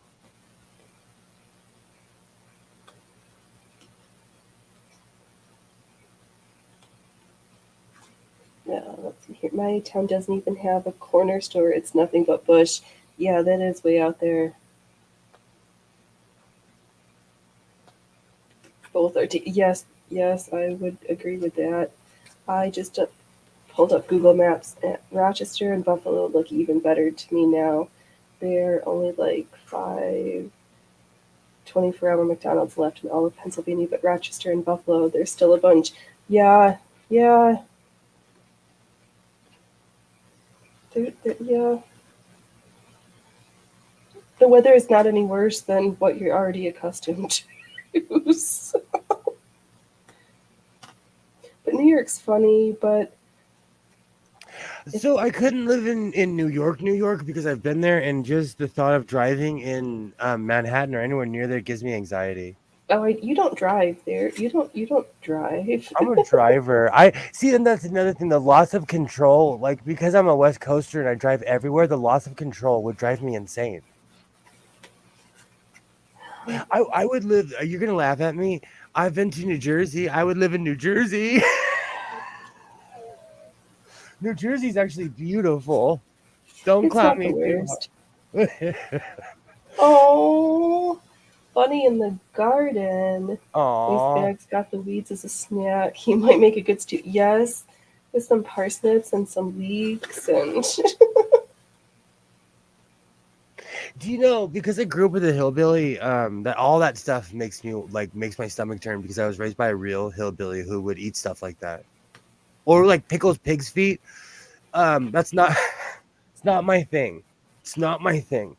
You open the jar, I will run out of the room. If you ever want me to evacuate a room, walk in with a jar of pickle pig's feet. I'll run. Just open it up, just at least somewhere. Get to go at 3 a.m. That isn't a gas station. Yeah. So true. So true. I just Yeah. miss like having options. Like that's how I discovered Armenian food. That's how I discovered like Filipino food because they were open in the middle of the night. I know there used to be the Greek diner by the lake that I think is still there. Like there's no Greek places around here. I miss like a Jewish deli.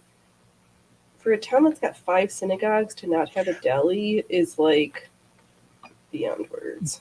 That's insane because I live in a Mormon controlled town and we have like, I don't know, 15 delis or I was addicted to Noah's Bagels, like addicted. And then I started going to this place called Western because it's a local place and you got to support your local businesses. Yeah. Pickled herring. That is, oh, I love it. I love it. Yikes. Yikes. I think because, I don't know, I just, like, the funny thing is, I'll eat any kind of fish. Even the ones that smell really bad. I do not like pickled pig's feet.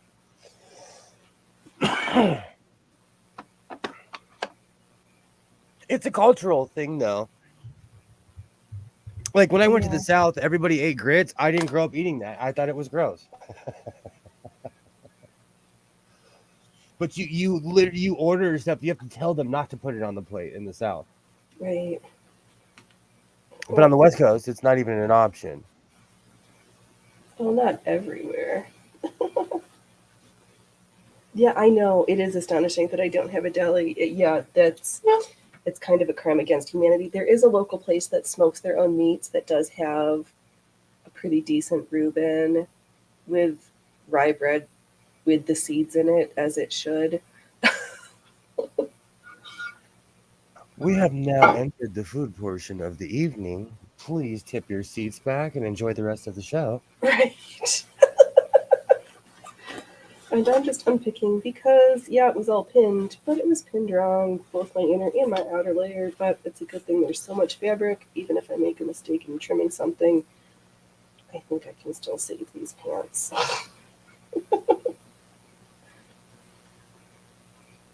I know, grits are nice. They do need some prep work. Do I need to prep for another duel? I know, I've come over time to become more food adventuresome, but there are certain things where I have to be like, I don't know about that one. Do I need to prep? No, I don't know. You should make me some grits and prove me wrong.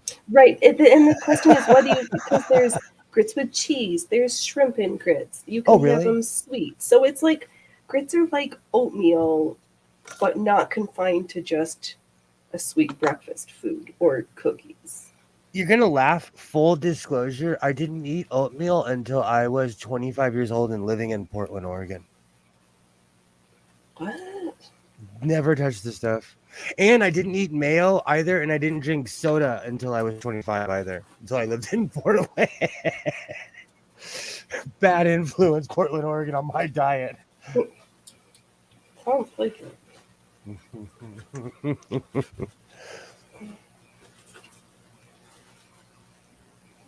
Grits are amazing.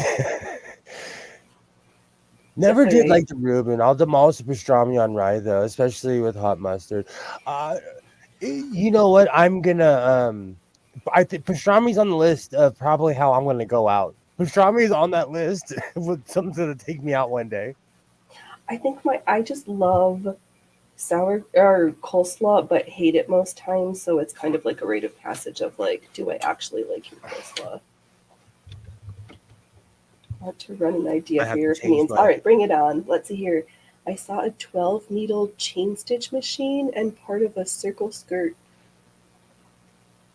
course right now. I saw a hem with 12 rows on the lock stitch for the hem. Okay, let me read this. Let's read this again.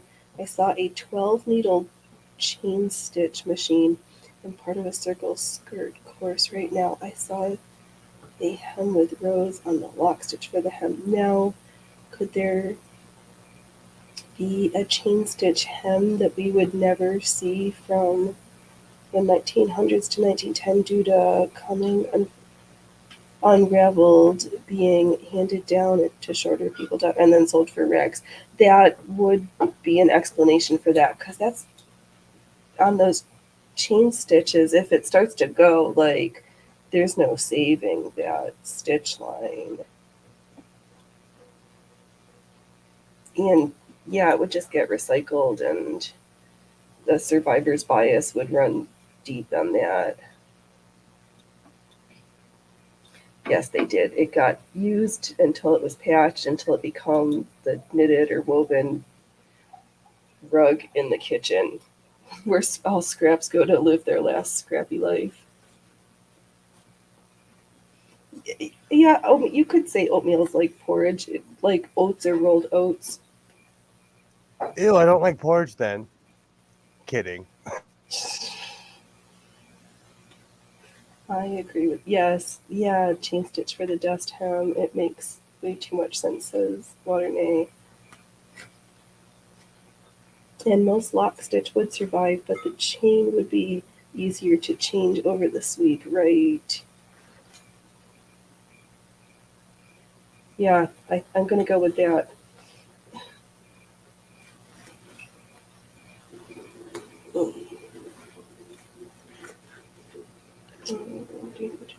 I talked about the sweep idea with you, Waternay. Okay, I missed stuff in the chat earlier, but yes, sure. Oh, I think they were talking about that the other day. We Yeah, have yes, been yeah. streaming every other day for a week now.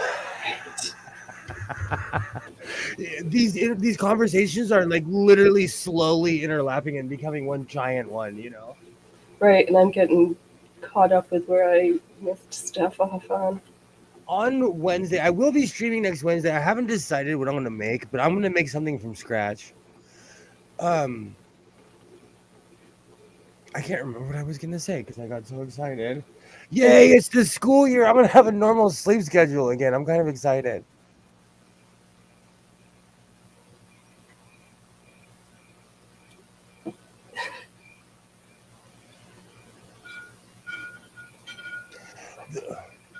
Though it's in the US, we also have porridge out of rice.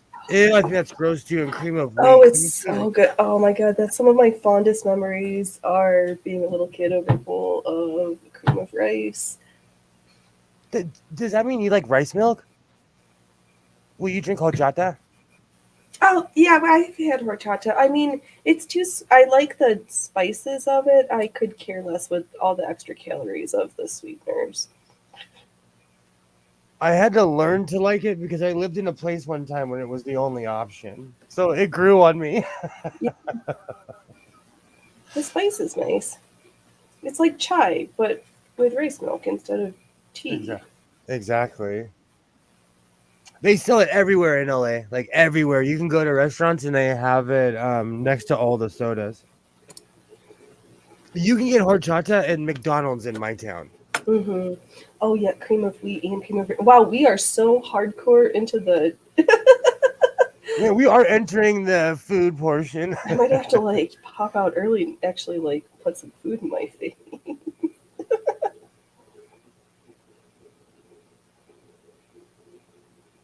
Oh, crickets, I have something for you. Oh, crickets. No, those are mine. Can't even tell after a while who's or who's. I'm glad the mic is so good that it picks them out, but and they are quite noisy though, I do have to say. Lately, when I shut the big door, they like all stop talking. That's how I know they're around here. This is good, especially if it's the Greek version. Yes, I have a snack just before the stream. That is usually a good plan. I had What's a bunch Greek of version? Ooh, what is the Greek version? Is there olives and tomatoes and cucumbers with it?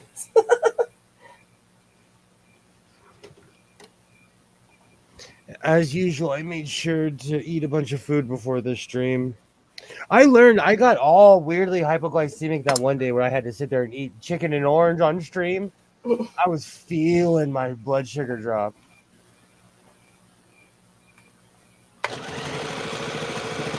Ooh, rice pudding. Your grandma used to make the best. I do love me some rice pudding. I'll take tapioca pudding too, if I'm gonna be honest. But please, you can hold the raisins. You can put dried blueberries. You can put any other dried fruit. You can put currants. But please, just hold the raisins. I went to that school too. I went to that same school, Phoenix. I know her. I know her well. Yeah. That is quite literally my exact request for the exact same thing. Oh, I'm so excited. More crazy clothes. You should I'm gonna start my own weird line of daishiki style tunic. I'm bringing that style back. I'm gonna go get some funky prints this weekend or probably tomorrow. Right. I'm totally down. I did this collar no justice. Look at this. Look at the debauchery I did to this collar. Let's start sewing and Did see. you even take an iron to that project? Well, it was As I'm straight. talking. It was straight. Like I'm truly thinking about taking the entire neck off and doing it over. Yeah. But I'm But the always peacock feathers are cute. I'm always so used to doing complete projects, but I don't want to do a half-arsed one, so I'm going to take this off. And then I'll show off my tunic. I am slowly losing my voice from being a loudmouth on YouTube and Yeah. just one in real life. Yes. Let's see. Yes, I guess lots of people remember to get snacks before they stream. They hop on. Oh, okay. So Merck says the Greek version is real thick and sweet. I could do that. Yes, banana pudding from a real Southern lady. That would also be nice. Do you have to sell me on that? But I'd eat it. I'm a grown man. I'd smile and be like, this is good, even if I didn't like it. Well, you gotta try everything at least once. How do you know if you don't like? Oh, I shouldn't say those words because there's certain foods I'm scared to try. But I actually have that. I'm allergic to everything, and I do have that frame of mind. So that's why I know there's certain things I like and other things where I'm like, that is the most disgusting thing I've ever had in my entire life. Oh, I can keep my shirt on. No, I'll take my shirt off for this one. I didn't realize we'd gotten that part into the chat. Or into the stream. I'm not hurting that bad for views. Let's see. Yes, lots of people like that fabric. I'm keen on it too as well. Pressing collars and cuffs does help in the end. Yep. I hate to do it, but those are things I'd consider doing. Well, I worked all hard to make it look nice. I don't want to make the collar junky and ruin the entire piece, you know? Right. Like everything else is laying flat and perfectly. I just said fat and perfect. You did. We're back to Lizzo and bananas. Do you know what it is? I'll tell you really what it is. In society, we build people up and we make them what they're not. And then when we find out they're real humans, we trash them. Yeah. I've told people the story about Jennifer Lopez and no one hates her. Like, she is the worst person to work for. She fires people if you're a certain astrological sign. Okay. Yeah, she's great. Zombie squid sashimi. That name is that is a name. Never ever could stand seafood. I was weirdly raised on it, so I never knew any better. I didn't even know that people didn't like seafood. Yeah, my grandma made the best gefilte fish. My dad would get just giant bushels of clams, mussels. Oh, I was hooked on shrimp. He would make jambalaya all the time. Like, as a kid, I was obsessed with seafood. But like we always say, like, if you're from there, you don't know any better. Like, I eat fish actual from the ocean because I've been doing it my whole life. I knew someone that, like, I dated a woman from Norway, and she, like, looked at me and she's like, "This is the most disgusting smell I've ever smelled in my life." She thought the fish was gross. Isn't that one of the Scandinavian countries that's got the stinky fermented fish that you like? It's like renowned for its amazing pungentness. That was the reason why I was making the stinky fish in the first place, because I thought she could hang, because she was from Sturmastronga or something like that. That's slightly how the words are said. But like she couldn't hang the real fish from the ocean, not the play ones you buy at the store. She didn't like the red Swedish gummy fish. Ew, 'cause she couldn't like, she couldn't just stand don't the smell. It does have a very pungent odor, but that's fish. You know, the squid will actually make soy sauce. I wish I knew how to make the Greek version. I've tried numerous times, but it's never turned out as good. I gave up trying, but I should look it up online. The last time I before I Google, I do that. There's certain there, recipes I messed up on that I keep on going back to. there might even be a YouTube video for that now. Like there's YouTube videos for every. I am convinced. I've been told otherwise, but like I am convinced. Yeah, I like. jambalaya with just chicken and sausage. That I could do that. Oh, I'm obsessed with shrimp. Illegal to take on. Server strong.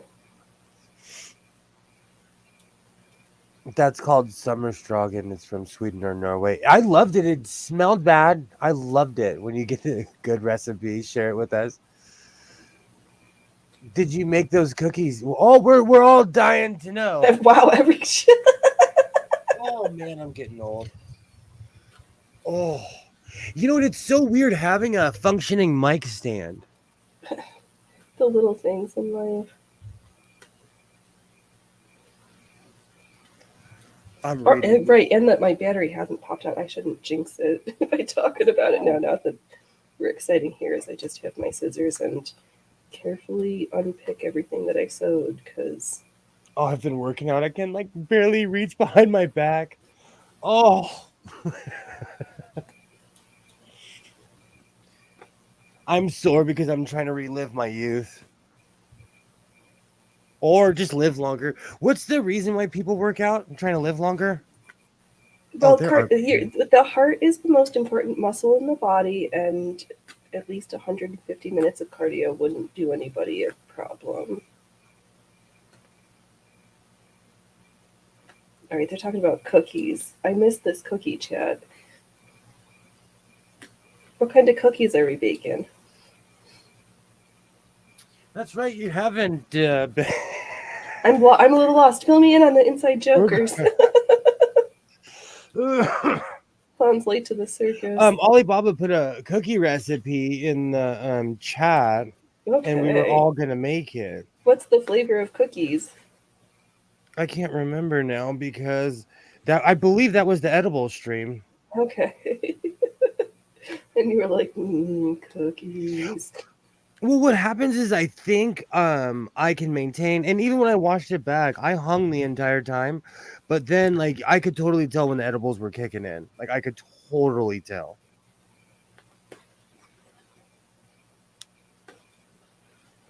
So I will not do that again. That's on my no-no list. Whipped shortbread cookies. Ooh, that I reminds like me a me. shortbread, and I've got some lavender where I know how to pilfer. Where are my notes? Because I have a question, but I want to ask the proper question. Let me get these pins out so I can try this on.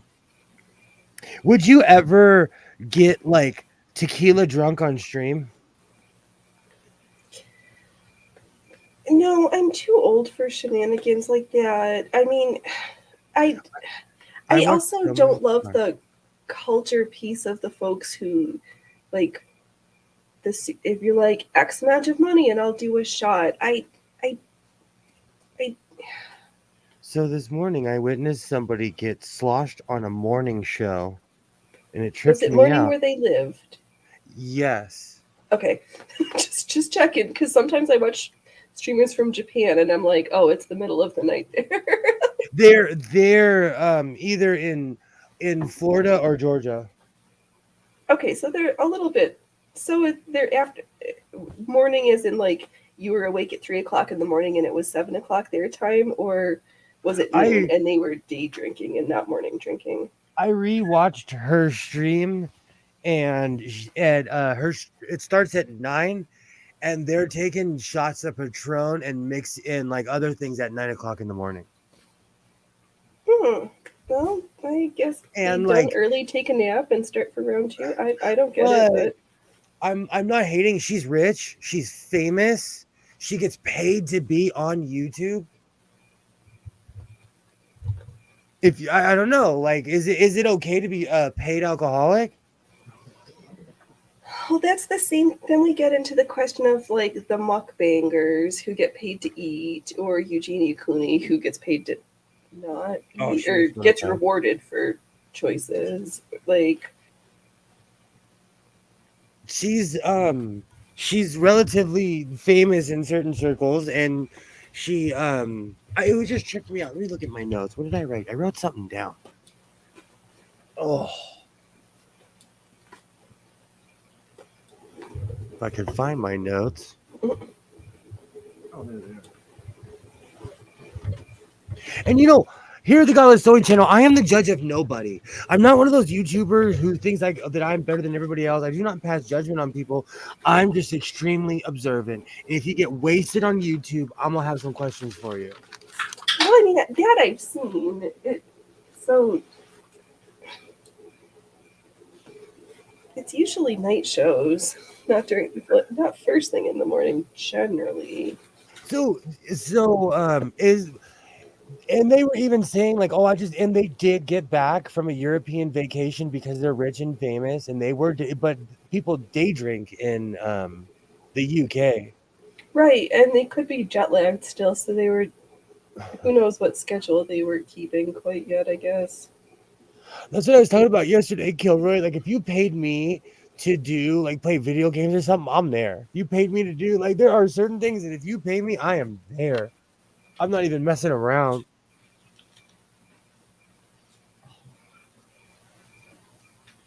Let me make sure. Okay, good. It's just Okay. You do it. Not my cup of tea. All right, the entry level is 4 large fries, 4 Big Macs, and 4 milkshakes from McDonald's. I couldn't do it. I would see. Here's the problem. My body would say, "No, Godless, you're an idiot. What are you doing?" My body is smarter than I am. Oh, my body's like, you are built for the apocalypse times. You will be. Your waist circumference is not allowed to equal your height. That's like my rule. Your teeth are not allowed to be the same color as your skin. That's also words to consider living by. Peacock, smock. In Ottawa, the government workers would go for a liquid lunch. Oh man. See, and that's like part of me was like, are you just judging because they're wasted and paid, and you're just jealous? Like, are you just judging?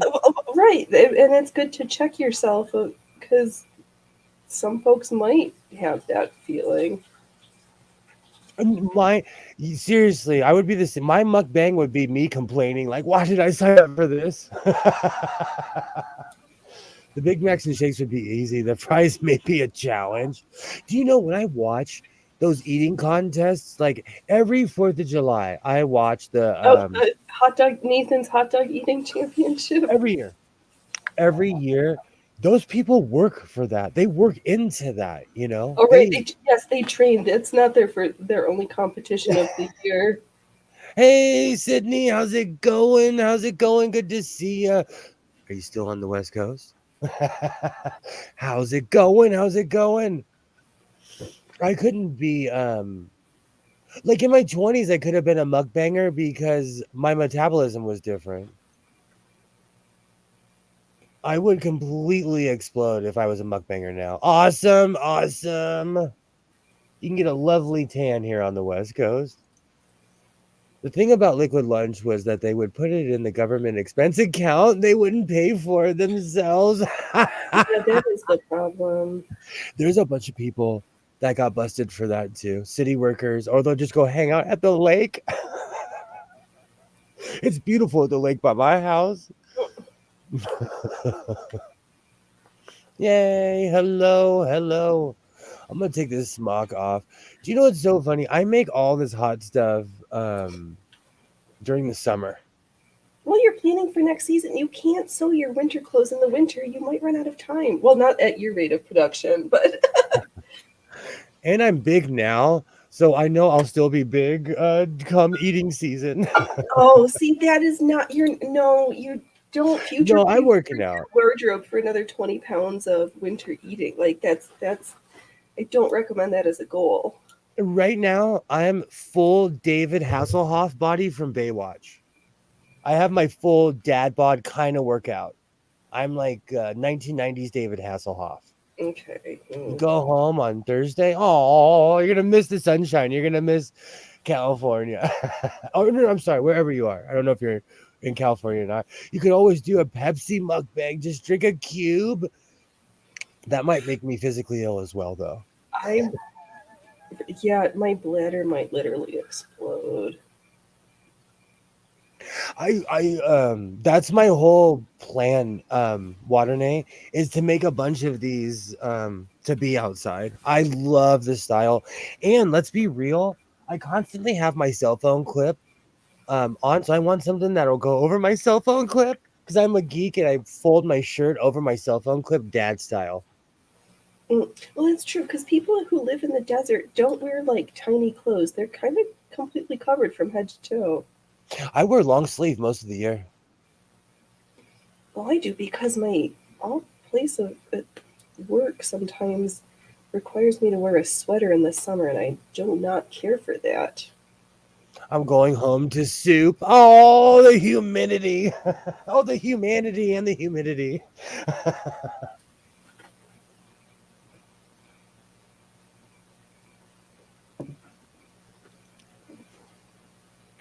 Oh, it's a good thing I'm unpicking this because this was a tragedy in the making.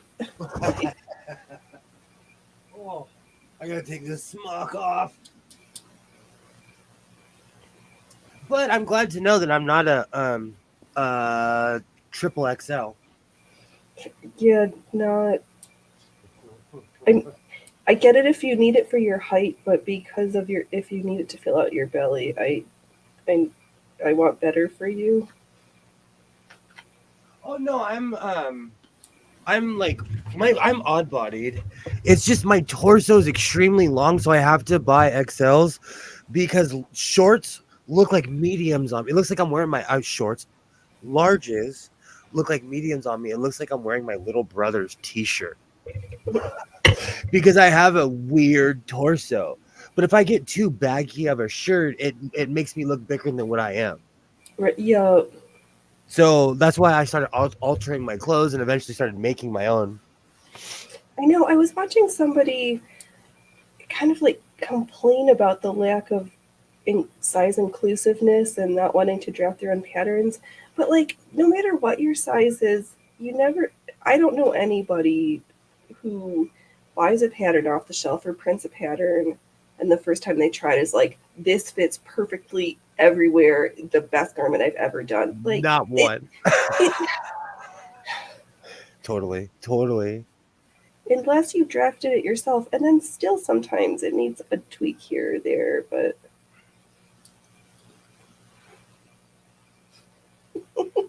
Are we still back in the food segment? Oh, you need a regular size and a tall cut. That's why when Duluth came out, I was in love because they were anti-crack. And so they would make these really long shirts. And I was like, where have you been my whole life? Because they're trying to preserve the butt crack, but they're not knowing that they're finally made a shirt that fits me. mhm. But they're the only company. And I would look funny sewing a tail on every shirt I own. No, you're not. Dress shirts always used to have a part in the butt where you tucked them in. That That's used true, to be standard. Like shirts were not. but we're slobos now. So like even this shirt has a cut to be tucked. We're slobos. Most shirts are not cut like that anymore in the new era. No. But do you like Jewish penicillin? Yes, I do like me some chicken soup with matzo balls, please. When can I have it delivered? So funny. In the Mexican world, they say that's Mexican penicillin. It's chicken soup and Sprite. And there's like a joke that's like But sorry, go ahead. ginger ale. Matter of fact, because of my mom, anytime I'm sick, I'm like, I want some Sprite. Because she would feed me Sprite when I was sick. Oh, good times. Or 7 Up. The humidity is really bad. Yikes. Yikes. They just cheaped out and made them short. Yeah.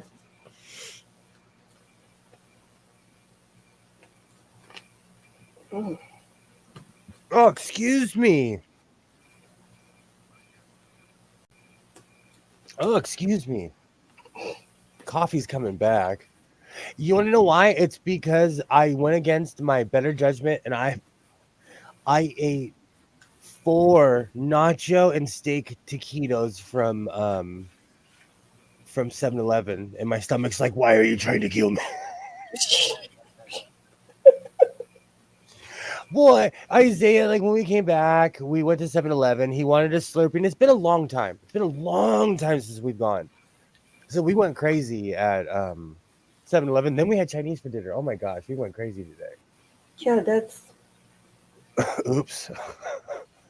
the Bunburg rum mukbang many times. It's expensive at $80 a carton thanks to Australia's astronomical taxes. Yeah, taxes suck. But I heard there was a kerfluffle, so we're not going to talk about taxes too much. Oh my cow, I lost subscribers. People were fighting in the chat. That's the first time I've ever like felt like I lost control. Like somebody there's I wanted to cry. Man. I will never talk about taxes again. I got unsubscribed for talking about taxes. Oh, lesson learned. Which I understand. You know what? I've learned online, okay? There's a reason. There are certain people who hate me, and I understand because socioeconomically speaking, looking at like I come from like I'm extremely middle class. So it clashes with people who aren't. I clash with people who are extremely rich. You know, it's as human beings, we clash with each other. Yeah. I got fed creme de la menthol. Dement. Oh. It's mint alcohol that's like syrupy. Yeah, that would do it. It's kind of like doing a hot toddy. You're like your kid. I'm just gonna liquor you up. That cough will stop in a shot. My parents used to do that back in the day. Sydney, I got a few messages and people were mad when we were talking about taxes and it started a fight. And really, one of the reasons I started doing these chats was just to chill out and have fun, you know. And I'm not here like we get in heated talks. I show crazy videos, but I'm not here to fight people. The internet is, you know. So the taxes, like, Yeah, man, oh yeah, people. Relive that. I saw bits and pieces. I was like, oh no. Oh, I don't know why. And you know, it happens though. It happens. I'm not even like in life. You learn lessons and you move on. You know, like That's what you can do. yeah, I love people.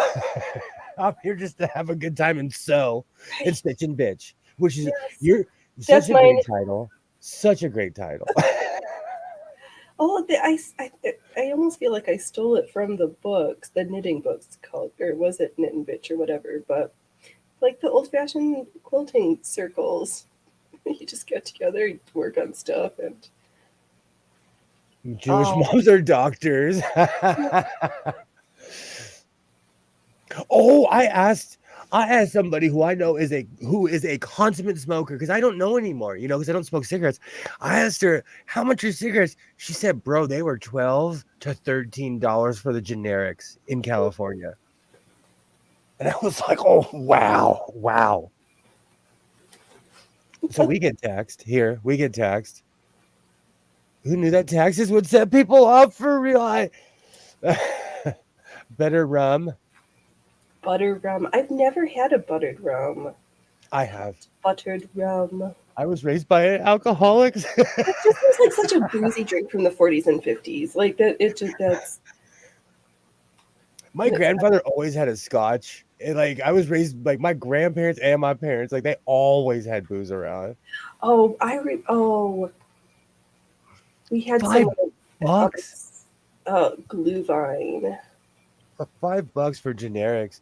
Callie's crazy. Callie's crazy.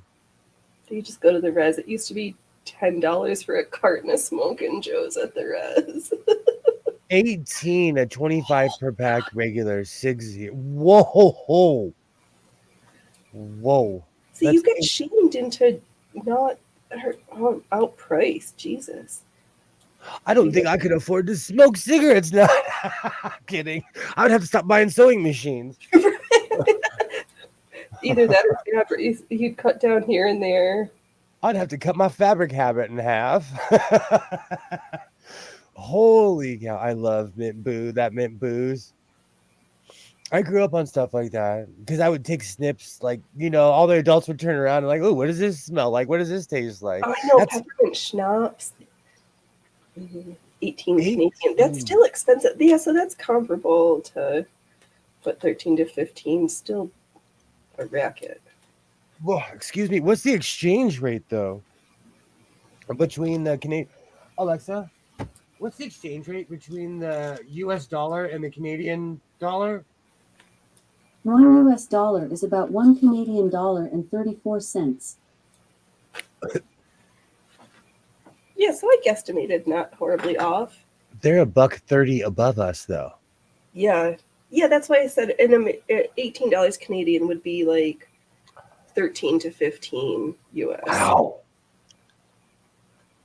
Glenn and his friends and cavalcade of food both mix old-fashioned drinks in episodes.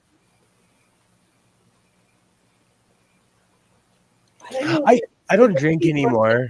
Make a costume and have a paired cocktail with it, or an hors d'oeuvre. That could be fun. I was gonna do a come smoke with me, but I thought I'd lose half my audience. Well, sometimes you gotta cull some branches. Seriously, no, because I will never play myself for the audience. Though this bumbling, stumbling person is what you get, and I refuse to bow to the oligarchy of the internet. So here I am. Right, exactly. I'm like, I can only be who I am and what I am. I can't be your idealized version of what you think I should be. And honestly, when you play yourself, it shows. When you're insincere, it shows. And like, there are people I watch. They have like 40 subscribers, but they are the most sincere humans on earth. No fan service zone. Right. If you're not happy, there's exits. Yeah. But that's why I give a disclaimer, because I've received so much hate, and I'm like, dude, I sew. And it's different. Like, people who know me from like 3-4 years ago, they're still mad at me. Get in line. That's different. But like people who yell at me because I wear African prints, like, you don't know, I could be Ethiopian. I could be, I could be from Zimbabwe. You don't know me. I could be that African prince sitting here with stacks of $100 bills, and you fools just don't return my calls. Right. There was a meme where in Nigeria they found like a couple $1 million in an apartment, and they were like, "See, this guy's been trying to send you money this entire time."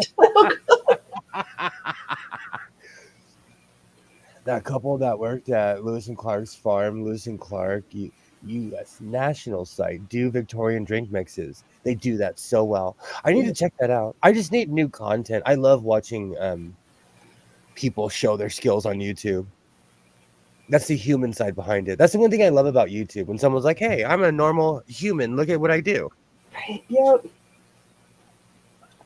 Because I was thinking about this. Like, there was a YouTuber I used to watch who went from philosopher to famous person, and they went from just talking about philosophy to making movies. Okay. And they got a little out of hand because they're famous now, Yeah.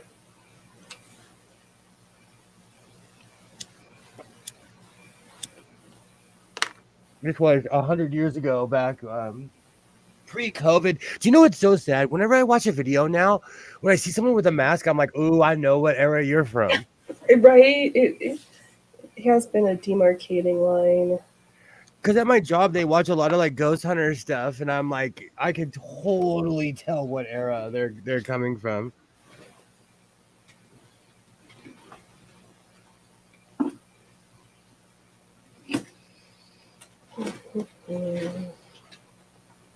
Oh my gosh, I completely forgot to do that.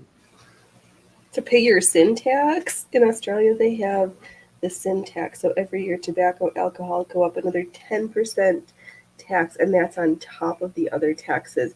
That is absolute insanity. Here, you have a vice. Let me just punish you now. So once again, California and Australia are pretty much the same because we have the CRV, we have all kinds of tax. You get taxed almost 10 cents per dollar on every item now. And that's on top of whatever tax they want, because the CRV is on everything. That's the California blah blah blah value, redemption value, or whatever it is. But they basically tax you for every dollar you spend in California. Right, and then you have to. Okay, we're okay. Calm down. We're not getting into talks about taxes. I heard this was spicy and it was going to stop me. I was getting triggered, so I'm going to stop myself. You haven't seen the since we're already pretty deep into it, and we have now reached the adult time the adult content section. Yeah, we are now reaching into. It is so sad. I don't know how many days in, and people are still looking for that poor woman who said that person isn't real just because she's attractive. Her today. They outed her on Twitter. They've got her name. She's an accountant. What is she? Some 38-year-old from Texas who is a professional of some type. And people are obsessed with her. Leave her alone. Just because she's good looking, you don't have the right to obsess about her, guys. Right, yeah, and who knows? Either she's gonna. I don't know. That type of notoriety that quickly generally doesn't end well. I am a Karen. I have a Karen video out of me freaking out. I know what it is to have anxiety around a bunch of doofy people who don't know what you're talking about. She had a bad day, and now she's gonna relive that for the rest of her life. Because the internet's not gonna ever let her forget about that event. And because she's good looking, all the weirdo incels are obsessed with her. Leave her alone, bro. Put the picture down, bro. Oh. What was the fight? It was in Montgomery, Alabama? Montgomery, bro. I know everybody can see my ceiling now. We just had a camera malfunction. I had to stand up to type it in. There are just endless videos of this. Endless videos. Let me click on this. If they tried that in most states, houses would burn down within 48 hours. Oh, whoops. Lafalaus, ghost hunters. Did you see that? Okay. My beef with ghost hunters, Ollie, because my mom is obsessed with this stuff and we get in arguments about it. And I ask her one simple question. She's been watching ghost shows since the inception of them. Okay. And I always ask her, have you ever seen a ghost on television? And she won't ever answer my question. Because she hasn't. She hasn't. They run in a room and they psych each other out with weird meters that no one knows what they are, but they click and put, lights on the ceiling and make everything look crazy and look official, Yeah, that kind of. And I'm not saying, you know what? And I'm not discrediting what anyone believes. I'm a proof-based human. I am not trying to stand on anyone's beliefs, but ghost hunters drive me mentally insane. Yeah, the shows, yes, because I think there's definitely a difference between that, like, not that, like, the highly scientific trying to prove something versus folks who've had experiences. It's like, have you seen a UFO or not? I have a rule. I've seen all kinds of stuff, but if I was intoxicated, it doesn't count. So I'm indifferent on that. Yes, I believe I have, but an unidentified object is just that. Like there was one time a buddy of mine We were in Santa Monica. We would literally sit on top of the lifeguard towers, like those stereotypical California lifeguard towers. We would climb up there with our backpacks and our 40s. Gosh, this was 24 years ago. And we would sit there and just chop it up in the middle of the night. And one night we're sitting up there, we're hammered, and we saw something hit the ocean, and we saw it like literally lit up, go in the ocean. Well, it was bright blue. Certain types of metal burn different in the atmosphere. So when I was a kid, I thought it was a UFO. As an adult, it's nickel pyrite. It's literally a freaking rock that fell from the like a meteor or an asteroid. and we're lucky it hit the ocean and not us. Not you. But it was close enough. We heard the kerplunk and everything. It freaked us out because it was still lit when it hit the ocean because of the speed that it was going. And it freaked us out. We were intoxicated. So for years we told people we saw a UFO. Sounds about right. But as an adult, I sat down with a sober mind and was like, okay, let's revisit this situation, Canada is HST, homogenized sales tax, 15% in Ontario, 14. Yo, we pay that much here. Canada and California are very much alike. No, you don't have maids cleaning up after you quite yet. No. That's such the worst acronym. Like, that is just gross. Did we read Mark's comment from earlier with the massive price increases since COVID? The government is making so much. They have a massive surplus and are still raising taxes. Yeah, that would make me wonder, like, what do they need to be funding with all this money that they're working so hard to generate? Like, what's do we have huge debts we need to pay off? What's going on?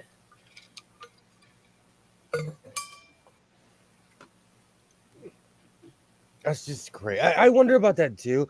I wonder about that in California. Like, where's all this money going? In my town, though. Whose salary is getting cushioned by this? I will say, though, in my town, it drives me nearly insane. And I can't believe I'm saying this, but the yuppies do spend the money on my neighborhood. They do. They spend it on every neighborhood. So, at least in my local government, it works. It may not work fast. But they spend some money. Yeah. But they're all driving Teslas too, so I judge. Right. They're spending money on their neighborhoods. That is true because they all do live here. Like, it's a yuppie. But the thing is, like, that's the difference. Like, there's no difference between my town or a place like Silmar, but there is because people pump money back into the area. And so because of a place like Silmar, California, which has gone downhill, it's just sad to see somewhere that's less than 15 minutes from my house just completely go downhill. Yeah. Which was a model of my city. But it all goes back to how much money are you willing to put back in your own schools, in your own area, And I know in California, like in America, each area, however, it's like it depends on how much money the area has, but it's just sad. It's just sad. Socioeconomic discrimination is strange to me, but again, I came from an extremely middle-class background, went to college, dropped out, and then moved to LA and discovered what real-life poverty was, And then I went to Mexico and realized what real-life poverty was. Right. No, because when were we talking about this yesterday? Or it might have been a different conversation, like we always talk about poverty, but go to like a third world country and you'll see people like in Mexico, people are living in tin shacks. Well, people are doing that here now too with all the New York City where they're tapped out of hotel rooms from all the that's happening here too. I am fully convinced though that New York has completely lost its bananas because they are extremely liberal and extremely conservative, all in the same breath. They were like, oh, we like this, we should support this, and we were fully on board. And then they were like, oh wait, this is what this actually looks like. No, not in my backyard. Please take it back. I really did not mean that. I'm sorry. Did I But say we were a sanctuary city? also, but I live in a sanctuary city. But also, like, whatchamacallit, just from all the subway stuff, all the like recently with the riot with the kitty riot Oh, they with recently Kai's had. Nut and the It PlayStation just seems debacle near Union Square.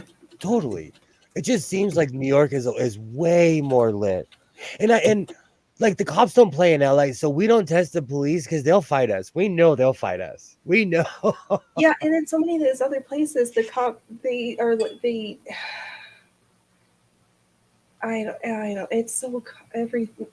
Nothing. Oh, it's such a big mess. It's Where to just start? weird that a Twitch streamer can get how many people? 100,000 kids out. Well, Oh, he was giving away PlayStation 5s. I mean, did he? man, we live in the hood. We can't just our parents can't afford that kind of stuff. Says the kid who literally got one because he got mono. I got a PS because my parents were like, "Here, you have mono. Here, this is the new thing." I see again. Socioeconomically speaking, I come from a different background. I would have not left the house if someone was giving out PlayStations. I'd have been like, "Get out of here." Right? I would just thought it was a joke, and I'm not a gamer, so I don't know. It's just but again, because we have such close access to each other, it seems like the world is falling. And I believe it was Kilroy, excuse me, who said the world's always been like this. yeah. It's just that we now have access to each other and we're all watching each other, you know? That's why I'm way more like, let's do less doomer, less doom and gloom, even though the world is doom and gloom most of the time. But it always has been that too. Exactly. So, like, I always try to ask, where do you find that balance though? Because, that's why I have hobbies and watch obscure things on YouTube. Oh, that reminds me. Speaking of obscure things, you have not seen the fight. You ready for the fight? Okay, let me. I'm not going to show too much of it because one of the reasons Lafalo go to get a free PlayStation and go to jail and said Or thank that one you. poor kid who got his head smashed into the back window of a car by the copper topper. I saw that. What about those kids that were like, I don't know, those kids that were dancing on cars, like crazy Yeah, time. don't recommend like if you are gonna show up to an event, I don't think it's advised to do stuff that's like outright illegal, like property damage, harm to others. Like just as a general rule of thumb, but maybe that's just me. Okay, so I'm gonna give you a quick disclaimer. I'm gonna show a few seconds of the Montgomery Brawl. I'm gonna be flipping through Twitter. So, that's my godless sewing disclaimer. This is a disclaimer for violence or that there's going to be scrolling. So if you're motion sick, look away for a minute or both. See all of the above. Okay. Okay. Here I come to save the day. Do you see underdogs swimming to come and fight somebody? Okay. This security guard told them not to park there and they jumped him. So look, that's 4-on-1. Yeah. Okay, so let me see if I can. And this is what happened. Oh, well, that probably has music on it. But like, all I'm saying is, be careful who you run up That's on. what you get. Oh, tie ass up. Yeah. This part is where Woo! Woo! there's that one part though of instant regret. Woo! Woo! Nay! Woo! Beat that ass! Oh, yeah. Ouch. Basically, they jumped a security guard and the whole town got him. They got They're him. like, this is our security guard. You can't, only we can beat him up. Let me click on the thing. Really, what they did though, these fools. Twitter is awful. Twitter is awful. You can't see it, but there's a giant. I'm gonna click off of this. There is a giant riverboat there. A giant riverboat that has just hundreds of tourists. I've actually been on one. They're booze cruises in the South. You know, you go over river, you get hammered, and they take all your money while you're gambling. You know, Sounds about right.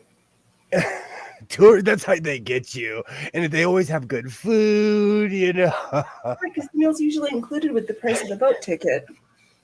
I've gone on quite a few booze cruises, but it's just known, man. These people went up against the wrong Right, they picked people. the wrong day, the wrong card. You don't do that. If you did that here, you would get your tail handed to you. You Well, know, it probably depends on the neighborhood, though. Like, I don't.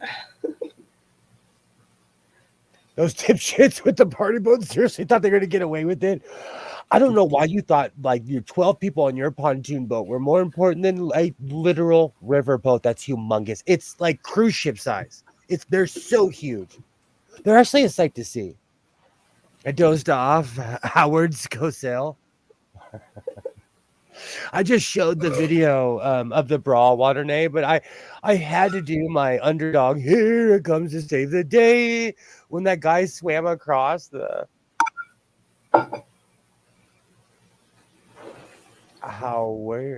I can't even. Howard Cozell woke her up from her nap. All right, what you must have having quite some dreams there. It's just crazy. Like this stuff like that is why I stay at the house and go to fabric stores and tell stories to the people cutting my fabric. Stuff like that is why I stay at home and professionally mind my own business. It's just amazing to me. And you know what? If you remove yourself from that situation, you could put yourself in any state anywhere, and that's probably happening right now because people have lost their marbles. Yeah, they have. On all sides. And like it's just everybody. It's not even it's hard to just I don't even know if there's a clear cut like line in the sand. Like it's just literally everybody.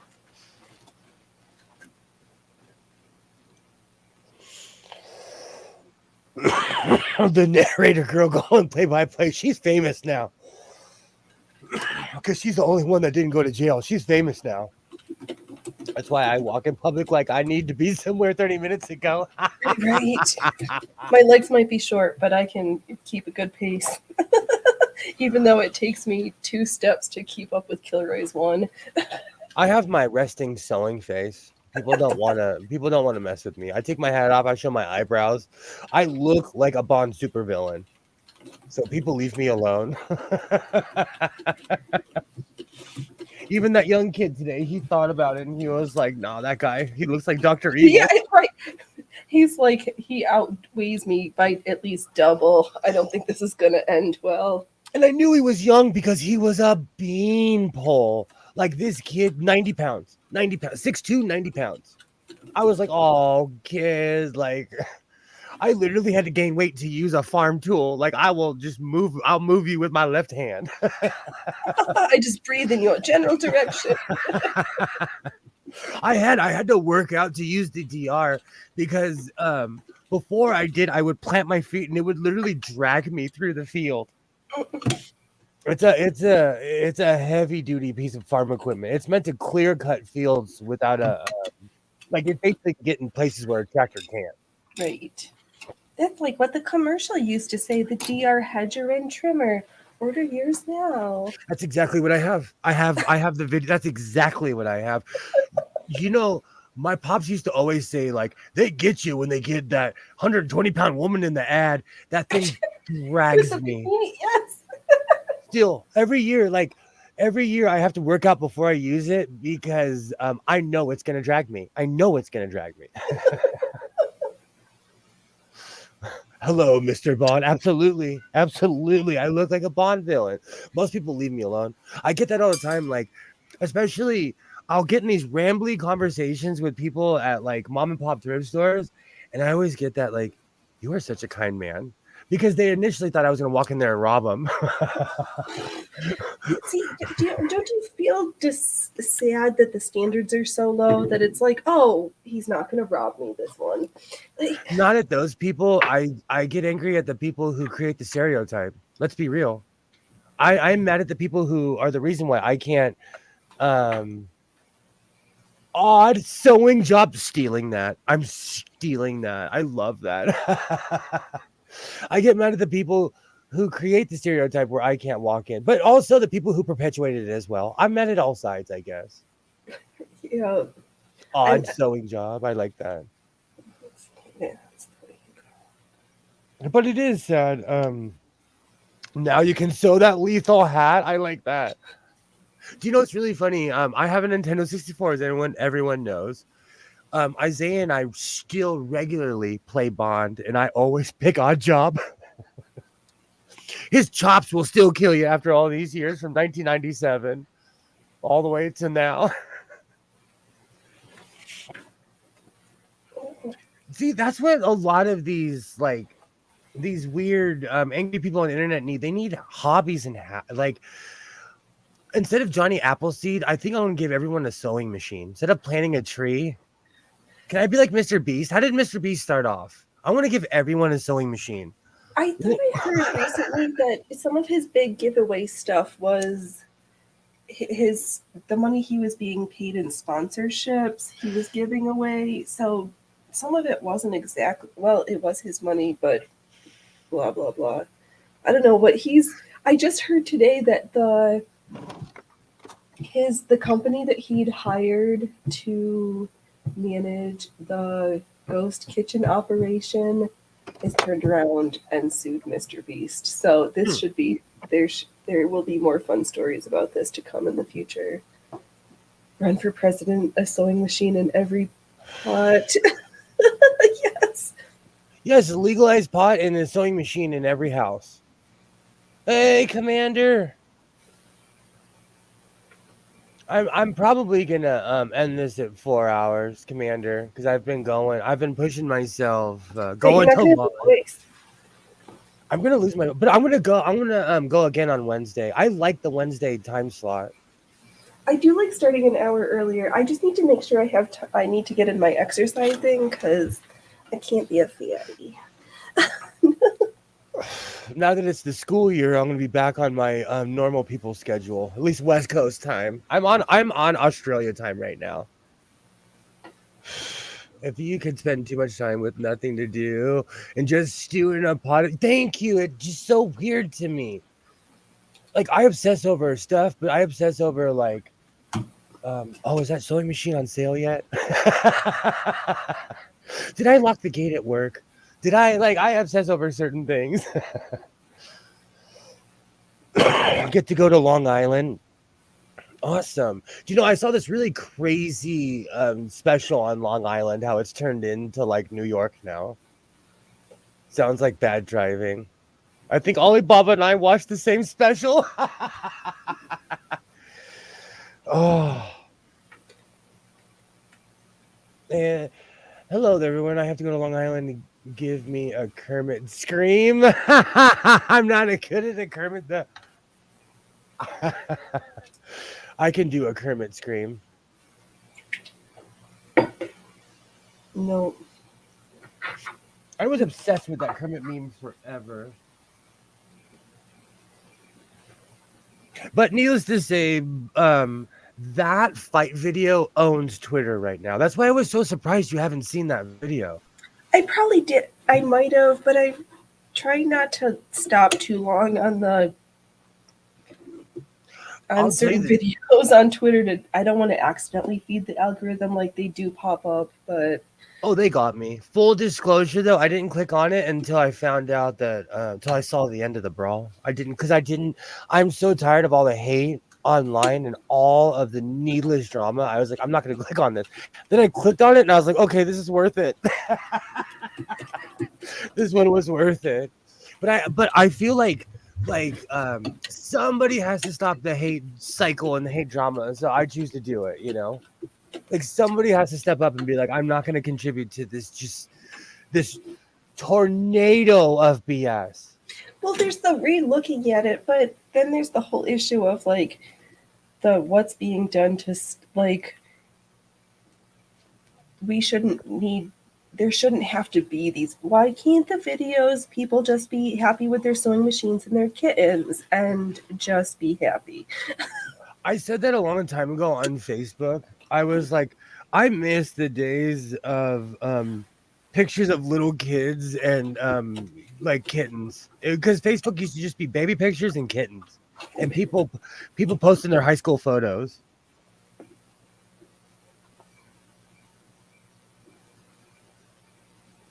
Yep.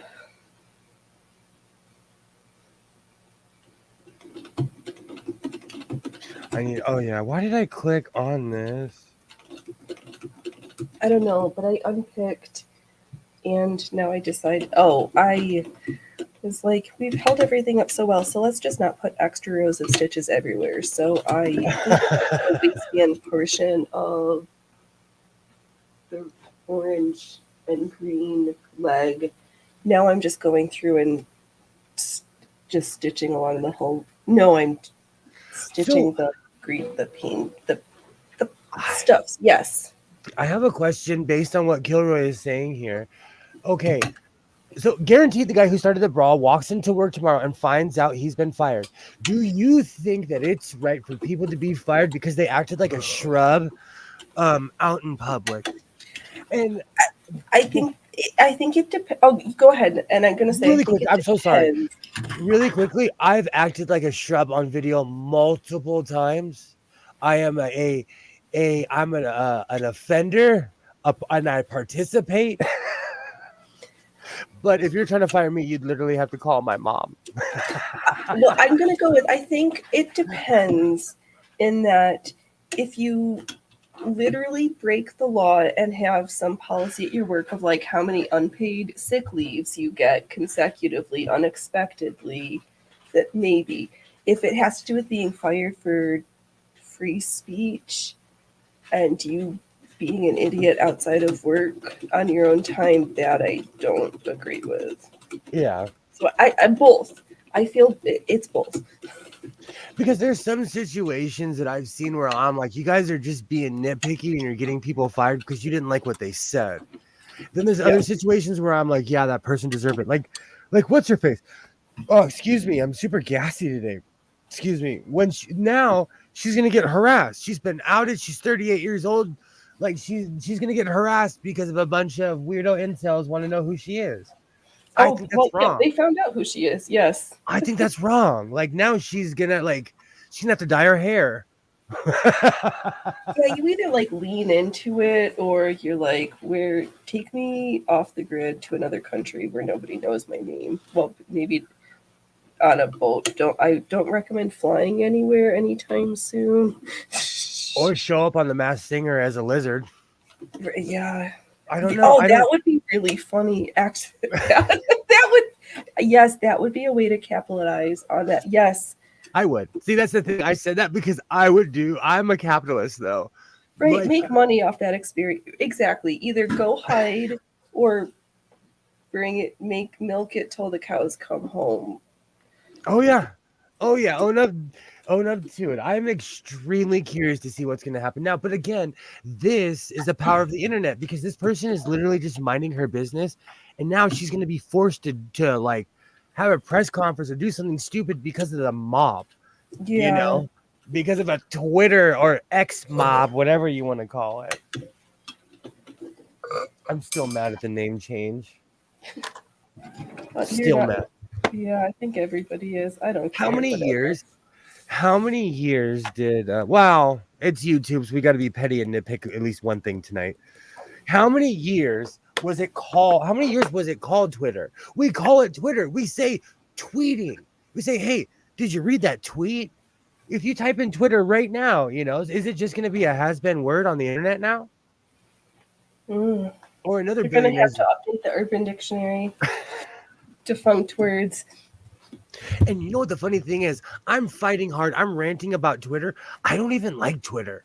The only reason I'm on Twitter is because a long time ago, a YouTuber gave me some good advice and said, everyone's on here. You need to go on here, you know? Yeah, but if everybody told you to go get an account on Spoutable, I don't recommend that you do. Well, the thing is that what he said was real advice because all the circle that I used to travel with, they would all send links through Twitter. Yeah, right. So yeah. So that it was just saying like, hey, and that's how most people do it. But now there's so many different sites. You can send a link to anything now, you know. Yeah. But pre plague, it was a different world. Yep, and now Facebook is Meta. 17. Thank you, Kilroy. Thank you. You are my lawyer. 17 years. I don't know. Maybe I'm just we have now reached the waffle region of space. I'd like to thank everybody who's participated this evening. I will be waffling for the rest of the evening. It's just sad. It's just really sad. That's all. You know, I think I'm really freaking out because they tore down my childhood theater. Driving my son to school today, like I went to these schools. So it's traumatic to see how much gentrification has killed the old side of town. Mm. So you've just got the nostalgia blues going hard. And that neighborhood hasn't changed, but the people who are from there can't even afford to live there anymore. Mm. The school's that good. Yeah. My town's it's a yuppie town, but what happens is like, you know, like the West Coast, we have, well, the East Coast does too, but we have giant parks here in Southern California. And this particular neighborhood is like surrounded by a high school and a just 2 or 3 acre park. So it's prime real estate. But it was always considered the Poe side of town. But the yuppies have come in and completely gentrified it, and they got rid of like the YMCA on that side of town had one of the best boxing programs. It kept people out of trouble. They got rid of it to put in a yuppie movie theater where they show like movie house movies that no one's going to, and there's a strike right now, so it's closed. Right. Oh man. Well, that's kind of like what, didn't I hear they did that to Harlem? Like it. Yeah. You can't. That's what I said yesterday. Black people, like, there's not too many black people that live in Harlem anymore. No, they can't afford it. Nope. And all the white kids moved in. And then I was watching this special on Venice, California. I had no idea that Venice was like the unwanted part of the beach. So that's why all the Hispanic and black people moved there. And now no black or Hispanic people move there because it's one of the most popular places in Southern California. Gentrification is it's unreal. It's just I don't like what they've done to my town. They've torn everything down to put a Dollar Tree up. Yeah, well, yeah, they've done that. I don't. Where have they not done that? And that was like the last thing that my town had. We still had a ton of small business here, a ton, and now a lot of our kiosks and shops are just empty buildings. Yeah. So let's just say driving on the other side of town today did not do me well.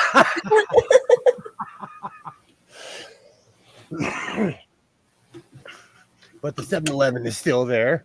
Right. Thank goodness for the 7-Eleven. This is going to be an interesting school year. One of Isaiah's counselors is someone that I've known since I was 6 years old. I said this yesterday on your show. Mm-hmm. So this is going to be interesting. And we gave each other the teethy smile today there. Okay. Ooh. We both were like, okay, let's be professional. Right. Like, let's keep this above board. We are literal Facebook friends. Like, I know for a fact that she just got back from Jamaica. Her husband took her to Jamaica or something like that. See, I'm from yuppie land. I'm from the land where people take vacations. Seriously, because who can afford to do that? And why would you want to be stuck on a freaking airplane? I've not heard, and I've not been most pleased with my not recent experiences, and it doesn't sound like it's getting any better. I say no thanks. Okay, so right now, because I'm addicted to train wreck videos, let's talk about it. People no longer know plain etiquette. But I have a question. Do you think a lot of the mayhem is because TSA has lost their brains and we have unqualified people acting like police officers? That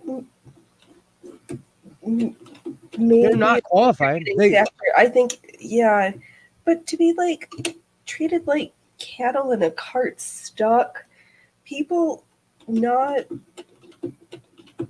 acknowledging others and not making better choices for the comfort of themselves and others. And if you can't afford it, then maybe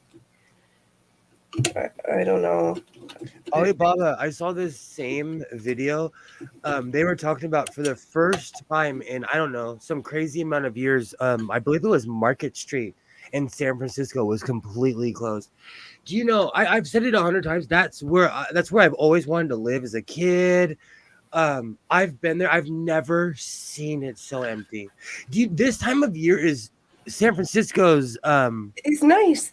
it's when they make all their money because it's right before back to school. People go there, eat a bowl of clam chowder, throw it at the seals, and move on, and that's all gone. I wouldn't go to the wharf right now, I know everything's empty. Well, actually, what's the rent prices? Is there gonna be a sewing revitalization because property's cheap? Because the location is horrible. I'm armed. I'll move to San Francisco. If they let me have one of those like 9-bedroom Victorian houses, I'll move there. I got security cameras and patience, and I don't sleep. No, we're just gonna take up the shops where the shopkeepers aren't anymore. What's the lease on storefront with an upstairs apartment? Because that's my dream.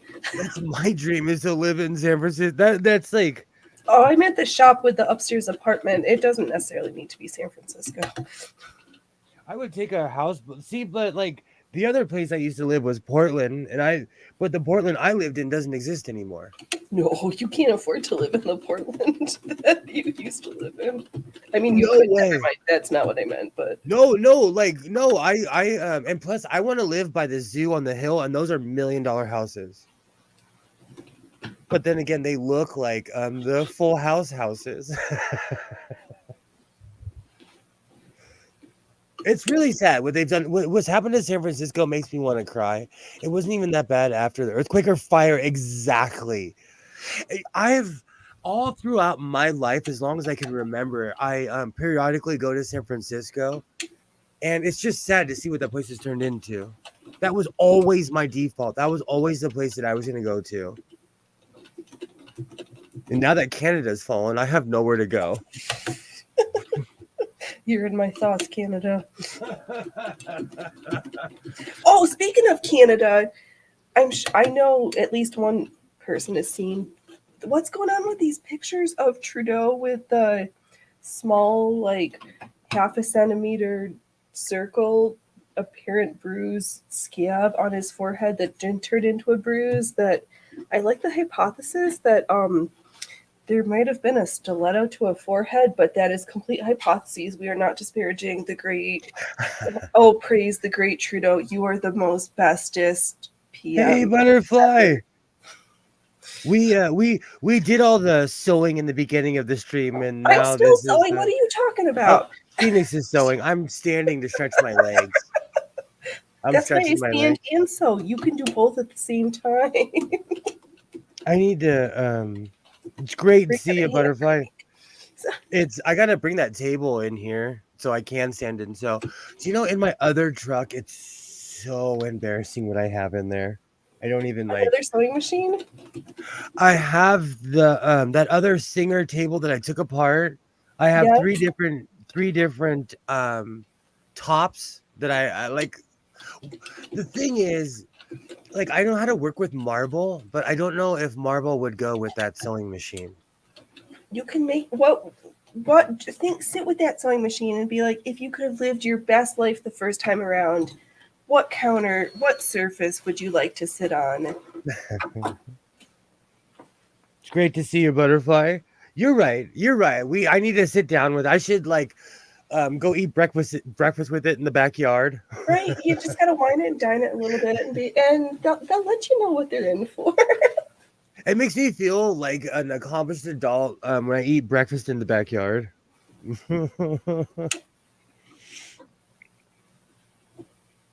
I need coffee. I know. I'm sipping on mine because I have a couple of things I have to do. Have a great night, butterfly. It was great seeing you. When you watch this on the replay, I finished my tunic. Finally. Oh, I haven't because I need to finish the neck though because I'm not. No, you need to rip it apart. You need to rip I that. did. Sit and rip. This is the sit and rip or stand and rip because I already you took it just off. fit to use your stitch rippers. Well, I took it off before I tried it on because I didn't want to have the pins around my neck. Okay. Oh, good. So okay. And as much as I hate to admit it, I agree with Allie in that that's a place to press. As much as it pains me. It pains me. That reminds me, I need to watch Sanford and Son before I get rid of my cable. Don't they have that pirated on YouTube already? Come on, man. Why are you doing that? Yeah, but it's this weird like vaporwave like YouTube is really cracked down. As someone who watches television on YouTube, they'll let a channel go until it builds to a certain amount, then they'll crash it. Like I'm obsessed with Blake 7. It's an old BBC show. Absolutely obsessed with it. Whenever someone who puts it on YouTube, whenever they build a certain amount of followers, YouTube takes the whole channel down. Hmm. And I've been following Blake 7 around YouTube for almost 4 years now. Goodness, sorry everybody, didn't realize I was so tired. No worries, Waterday. Honestly, I'm burnt out. The only reason I'm even so excited right now is because of the coffee, my Karen episode, and the fact that school starts tomorrow morning. I'm going to be up at 7 something in the morning, not even know what to do with myself. Hello, my sewing. Hello, my sew patterns. Hello, my sewing machine. Can buy all the Sanford and Son on DVD for $30 on. Good to know. Good to know. Because and that's another thing. I've lived without cable. I own every Stargate DVD that's ever been put out, even the Kornemic garbage that they put out. Kornemic is Parker Lewis from was it Parker Lewis Can't Lose, or I can't remember. But long story short, that's not a bad idea. I am a DVD collector because I literally have cable, so I pay over $100-something a month so I can watch the Bob Newhart show. Like I'm good. That's not a good use of your resources. Yeah, I've been getting guilted by the Pope lately because I've been going through my finances and there's a ton of stuff I can get rid of because I don't use it, but I just have it on because it's near me, you know. Because it's always been there. You can just get rid of it. It's okay. And you know, I didn't even realize that they were charging me per box per room. Like I randomly go in my living room and turn the TV on now. Yeah, you just need to get rid of the boxes. That's don't ration. That's not a good justification. Do you know how many sewing machines I can buy with the money I save with my cable? Right. This is the ad for the sewing machine-aholics. If I only gave up my cable boxes, I could buy 500 more sewing machines a year, and my life would be so much better. You can buy all of Bob 1970s music. You can buy all of Bob Newhart for $50. I freaking love Bob Newhart, especially the 90s ones that I remember when I was a kid.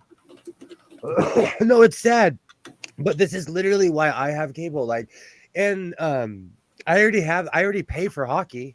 I literally pay money to watch hockey on ESPN, so it's not like I'm not paying. Yeah. And same with the Dodgers. Like I'm okay if I can watch them online, you know. And because I pay for ESPN, I can watch the Dodgers and the Kings on the app. Okay, okay. You don't have to have DVDs though. Otherwise, you can go watch something. It's nowhere to be found streaming. And that's the problem. I would just have to order like all the stuff that I've kind of fallen in love with watching. But like I really don't watch television anymore. I'm trying to stop bleeding so much money. It really is what it is. And I'm a nostalgic person who has all this equipment and plugs all this stuff in. Like, even if you look at this room right now, I have one, two. Well, I have my other monitors off, and Skits isn't here, but I moved my my VCR combo wasn't working, so I put the other VCR combo there, so I could put my racist Star Trek episode up. Skits made me laugh every time he would call that episode racist. It never dawned on me. I didn't think of it like that. I kind of looked at it in the context of the time that it came from. It was one of those funny things. I feel like I should do more of this. This makes me feel like Jerry Seinfeld. So today I walked up to my kid's school, and they didn't know I was a Karen. I feel sorry for them that she must be new because I do have a reputation, and I'm man enough to admit that I do have quite a reputation as a no-nonsense human.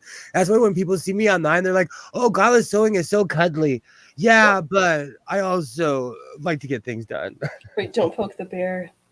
Or, you know what it is? I'm an extremely loving, nice person.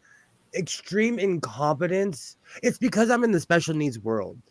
And Right, where you're well versed with what unfortunately incompetence looks like on a whole milieu of avenues. Oh gosh. And because I work in the field too, you can't lie to me about regulations because I know all the new regulations. How about those airline sewing machines? I don't think Brunhild would meet the weight. I don't think Mr. Hands, I don't think it's you, bro. Hold on, let's go check. I don't think it's you. I think it's a troll. All right, I ran out of my bobbin, so I'm loading my bobbin. Yay! This bobbin is so interesting. I love the shape of it. It's so pretty. Look at this camera angle. Okay, it's not a troll. Hey, bobbins. Not a troll. It's not a troll. It's all right. I just showed off bobbin love. Kilroy, Commander Kilroy, coming in with a leg drop.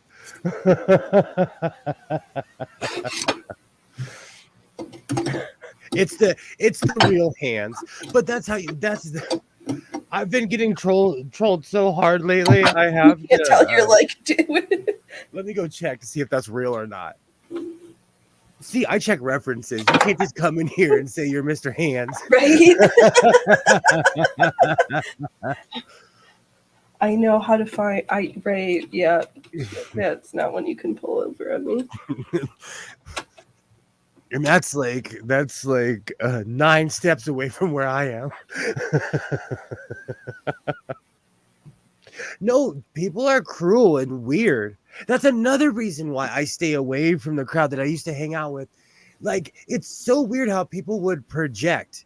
And like, I'm a functioning human who takes care of their child. Judge me, please. Like, you know, I'm literal Monday through Friday parent. Yeah, but I've come to learn or surmise, not learn, but it seems that you're kind of an exception as a human and not the rule in your interact. Do you think that's why a lot of dude bros hate me though? Yeah, because they don't get it. Like I literally I'm a real life Mr. Mom and I have to be. It's not like, you know. Right. And they don't, like, if you're just in the PUA culture and just like clocking up your body count and whatever, like that, they have no concept of what your reality looks like, or disdain it because I gotta highlight this. This is so true. This is recently the thing I've been on lately. Like, why would you seek out to tear someone down though? Like, I praise people when they do, like, when recently people were bringing stuff on the forklift, they didn't drop it. I was like, you guys are my heroes. And I did the fast clap. And I meant it, you know? yeah. Well, I mean, bullies have always happened. The folks who've had experiences that they don't know how to feel good about themselves unless Oh, that cracked my back. I just don't. that weird negative reinforcement of attention. You're right. Maybe I am the anomaly. Am I the No, the you Neo? are. You're a single black man, a man of color who's like successful in so many culture communities. There's a dad in the family, let alone a single father who's like got his shit together and not been in jail a gajillion times. Like, Nope, never. like And for lots of people, the internet is their life, and they don't log off, and they have a life. Yes, that's why trolls and debate bros and dude bros don't make sense to us. We have actually, thank you, because they think it's funny. I agree, Hands. I agree, but it's not. That's the problem, though, dude. It's not funny because they're gonna meet that one person that does get torn down and ruin their life. That's why it's not funny, you know. I was always the kid in town growing up military. I got used to bullies. I would turn around and punch him in the face. Like, I have zero tolerance. They changed their tune quick. Exactly. Thank you. Alibaba and I are very much alike. Like, I have zero tolerance. It's so strange to me. And another thing, I'm not here to fight people, but if you mess with me, I'm gonna say something to you, you know? And it creates problems because people will say, oh, sewing is this and this, but the truth is, like, if you poke the bear, don't jump. You know, years ago there was people jumping in lions' cages, you know. It was almost like a rash of people falling in it. Like, don't jump in the lion's cage. no. Yeah, they're gonna meet the guy who has a Glock and a bat. Yes, I think about that all the time. Like, it's not the 90s. You can't just run up on somebody and try to fight them anymore. No, you don't know what. And you shouldn't have done it then either. Like,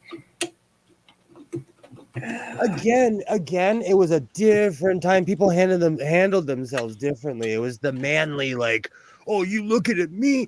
If someone even said to me, you mad dogging me, I would laugh at them now.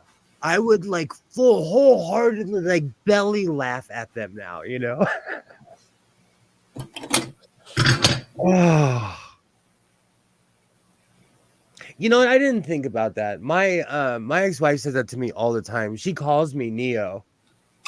Because she's like, you're the anomaly, dude. Like, not too many people like you exist on this planet.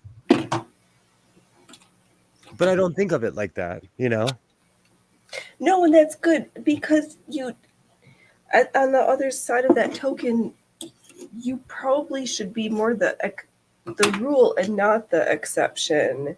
And I think that's the thing. Like, the one thing I rarely talk about is that my father was married before my mom, and he had full custody of my brother. So that was my example.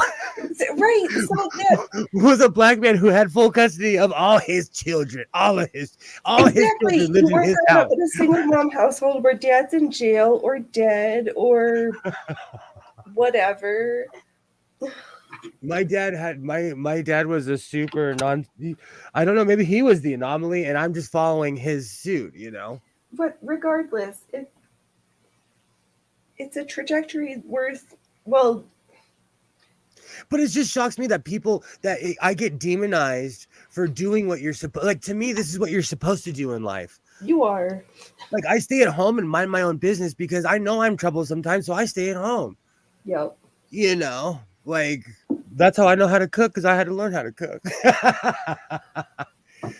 It's just strange to me. That's fine. You looking at me sewing? You looking at? Oh my God, Kilroy in LA. That whole you mad dogging me?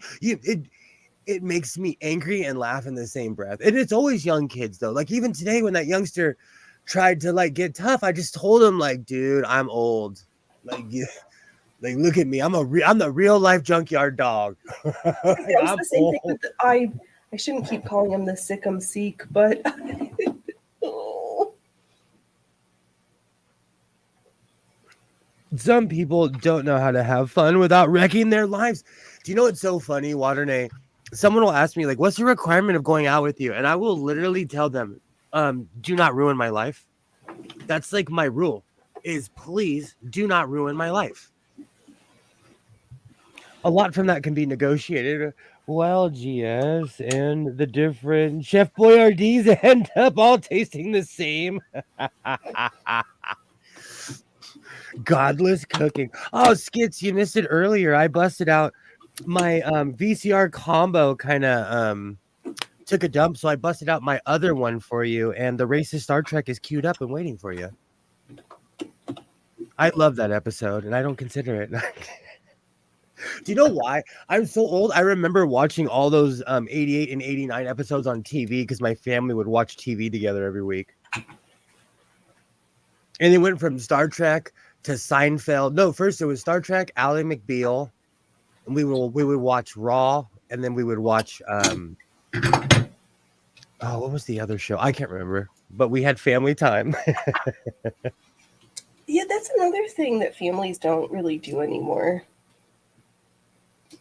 They should nominate that video of the thief getting whacked for an Oscar. But I know that yeah, it was so good. His friend was like, "I got him," or whoever they were, and then it's just, oh my god. But it's not. It's so sad that small business people have to resort to such extreme measures because That's what that one San Francisco cop was saying, that like Walgreens won't press charges, so they can't even arrest half of these guys unless they have warrants out for their arrest. And a lot of these guys don't. Yeah. I couldn't even imagine like waking up every day, every couple days, and like the shop being vandalized, like, or people just like taking shit. You're like, I think about that all the time because I go to some of the like most hardcore neighborhoods in LA and that never happens. Shops are respected. People respect shopkeepers. or they, well, I don't know. Well, what it is people are a part of the neighborhood. Right, I was Like gonna say, like, are the shopkeepers getting paid? Like, or there's probably, there may or may not be some wheeling and dealing going around, so that certain places are more protected, or they have their own security details that come and help as needed. Yeah, it's called you and 14 of your friends. Right, the cholos come and we're like, hey. That's real. That's why when I saw that thing in Montgomery, Alabama, it reminded me of LA. Like you pull something like that, hit a paisa and see what happens. If someone pulled up on a boat and hit a paisa, the same thing would happen. Like you don't mess, you just don't, you should be nice to people. Like I said, it will turn into a walking vending machine soon. I know, that It's an terrifies automatic. me. I knew somebody that was like, actually, I shouldn't bring that up because she's I was probably gonna watching. say, because actually I hate interacting people. Part of me would like, I just have to pay and go and not talk to anybody. That kind of sounds nice. Well, it depends. Like we go to this one shop and we know everybody, and they're like every time we see somebody, it's cheers. Yeah. You know, but we go to other stores and the less we know someone, the less time we spend chatting it up, you know? Yeah.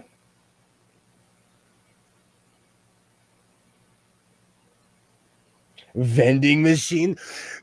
I still to this day, somewhere outside of where Phoenix lives, I got food poisoning from gas station sushi.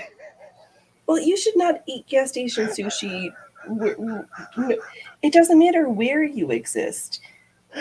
The grocery store, maybe you're taking slightly less risks in your hand, but not the gas station. I'd never been that far north without my parents. I was in a car by myself. And I was like, I'm a yuppie. I like sushi. I was a dumb kid. I Well, was you like, learn. You know, sometimes you only have to learn once. and you know what though? The truth is, I will never eat gas station sushi again, ever in the history of ever. Skids Crasher, that is the actual Mr. Hands. I had to go check just to make sure it wasn't a troll. Right, you didn't. Don't block him. Yeah, don't lock him. And Mr. Hands, we do not talk about politics here, Hands. And you fall under that same guise, sir.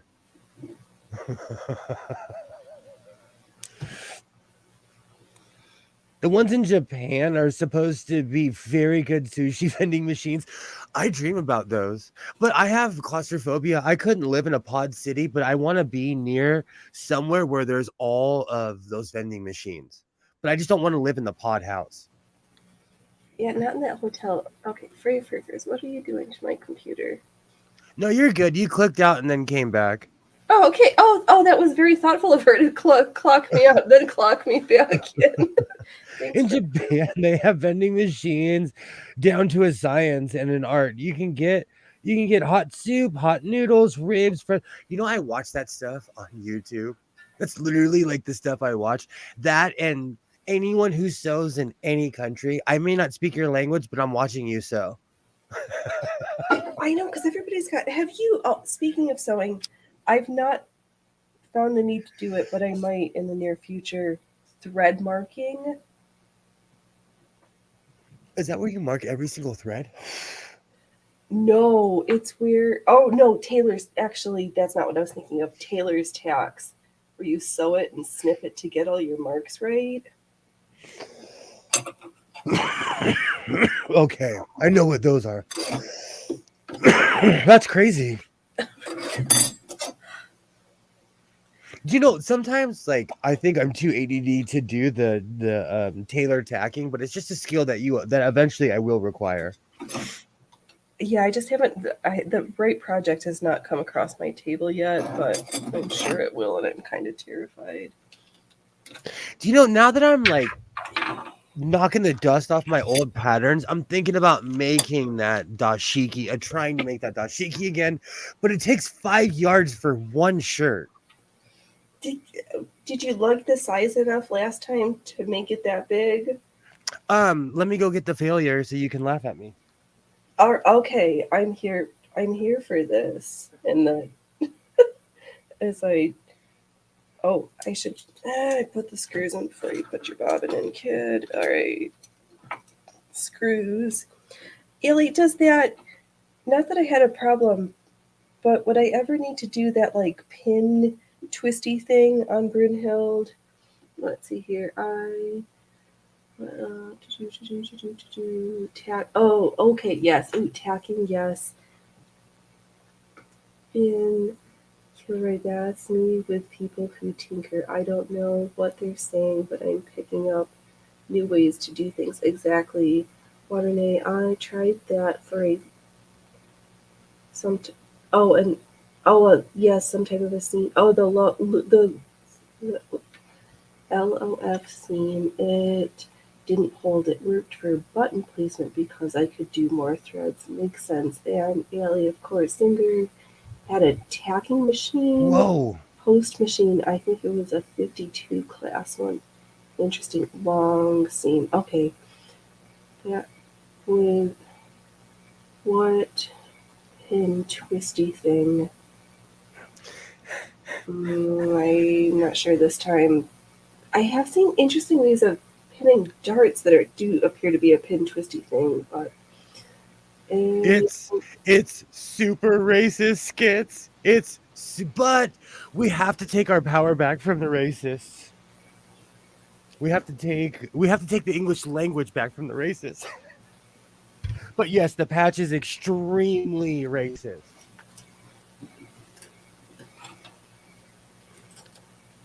But symbol is, oh, I've gained weight. This is going to be a real. Let's see how much weight I've gained since I've made this. Do you know I failed on the hood of this? Oh.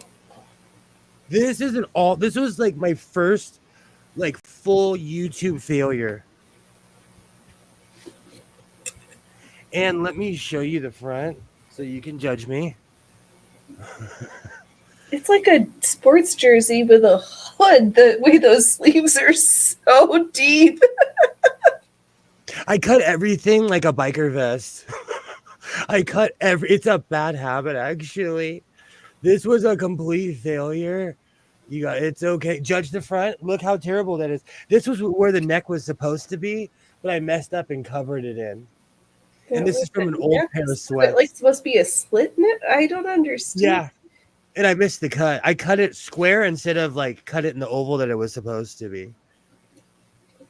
Well, I think you need to remake that one just so I can see what it's supposed to look like because I'm confused. I failed so hard. Let me go get I failed so hard. It was supposed to, I was going for the guy. I failed so hard. Oh, so you see, it doesn't necessarily need 5 years. I mean, how much of it did you use to sew the garment versus how much did you use to sew the hood? I quit. Well, the hood was when I quit and decided not to make it. Because it looked so crummy. I couldn't fix it. So I was like, I'm just going to put a hood on it and keep the sleeves off. I think it's a better fit in the body that you relaxed one you just made. Okay, but I want to show you the hood on this. This is 100% failure, and I'll show you why. Let me switch my cameras. I cut the hood wrong. I didn't do the standard cut. I was trying to be fancy pantsy. I don't know what was wrong with me that day, but I will show you. I look like I'm like in Stargate. There's an episode. The first time they go to Chulak, I'm such a geek. In the first season, the first time they go to Chulak, there's a bunch of priests that they meet, and I always their cloaks always bothered me. Look at this because hood. you're wearing their hoods.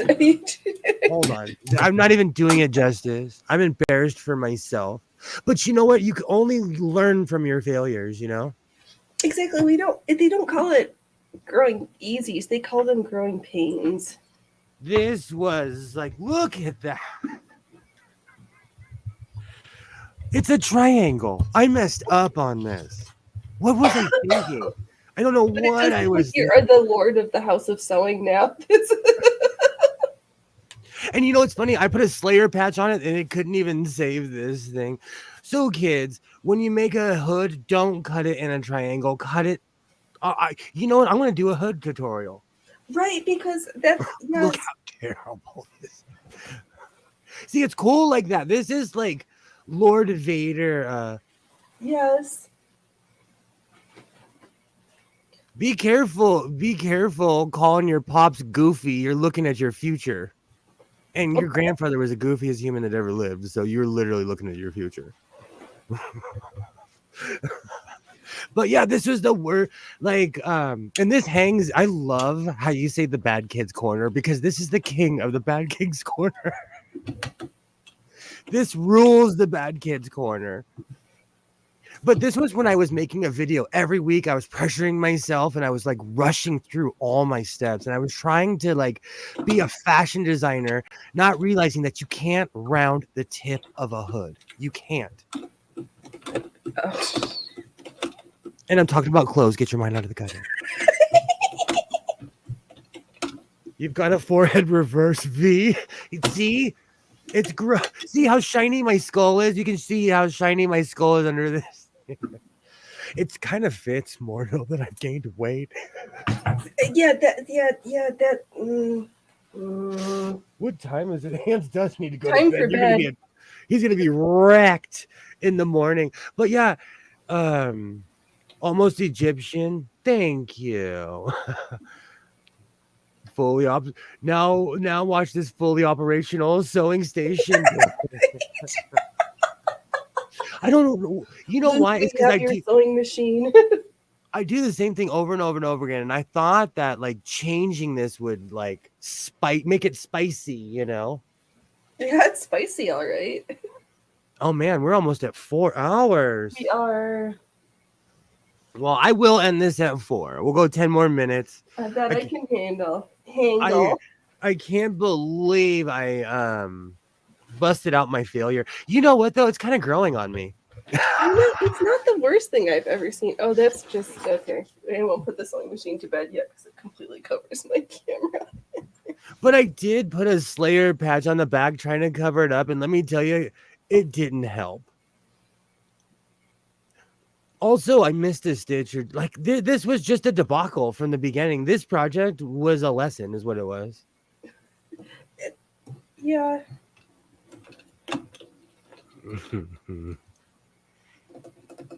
Feel the hatred rise. Exactly. I do look like the evil sewing emperor with this thing on. But I think this camera angle might. So Make it this. big. Oh yeah, thank you. No, not that one. Here is the understitching. Where's the that happened yesterday on my 101. I've got like it was catching earlier, but I mean the tension on there that bobbin is like I've grown spider webs, and that is the underside where the tension must be way off on that bobbin case. I have a question for you. Skits, what's a skits? Why is it crashing? I am the king of debacles. I am built to handle debacles. I know, isn't that impressively horrible looking, Ellie? It's real bad. That's okay though. That's the only way we learn is by shaming ourselves. Oh, it almost looks like it's catching on a needle strike. Okay. Yeah, this was. Yeah. I Okay, still love this. Oh, sorry. Go ahead. Yeah. No. Yes, that machine. We learned a lot yesterday and fixed 2 problems and was like, and this is one that we didn't start off with, but we have now.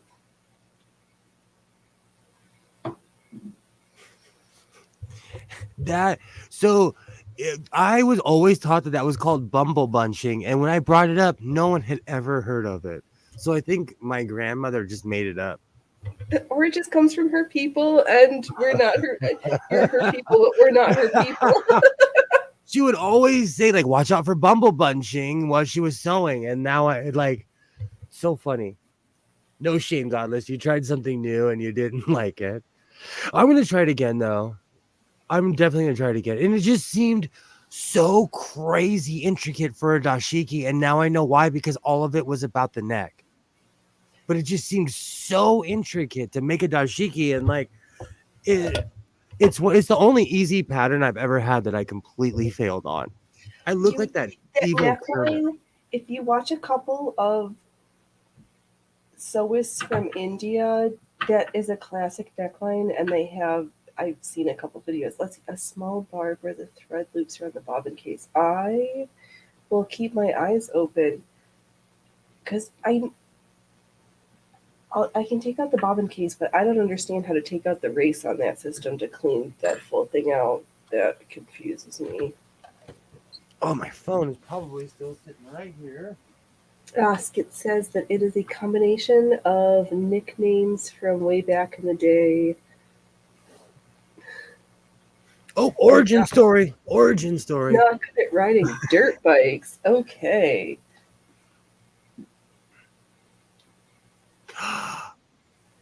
Oh, wow. So you were a crasher, huh? My cousin broke his tailbone. Like, I know all about crashing on bikes. Oh, that's funny. When I met Skits, that whole thing reminded me of Eek the cat, and that's how I found out how old Skits was. Thank you. All right, I'll look for that on the inner part, not on the race. Perfect. We love origin stories here in the House of Sewing. The one who crashes.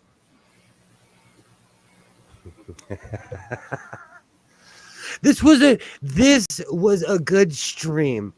We didn't get in fight over taxes. Mr. Hands changed his title for the 15th time. I successfully made a smock. You know what's really funny? I'm feeling like that Kermit meme when I wear this. Do Yeah, it. yes. Do it. I'm like that evil Kermit meme, you know? Yes. Oh, and on the Singer website, Phoenix, you can get all the manuals, even some repair and adjuster Oh, manuals. that's good. All That right, is I'll look because I did find my regular manual, which is how I learned that I can. Yeah, my narrow hammer foot is now going to become more of my friend than it was before because I learned that you can put the lace in this little slot and do your narrow rolled hem and attach lace all in one step. I'm sold. What project can I do this next? What needs it? What needs all that doodads? Right. I'm Professor Doodad. I'm sitting in the room of Doodad Heaven. I've been cleaning a lot lately, and I'm trying to organize all my sewing machine parts together.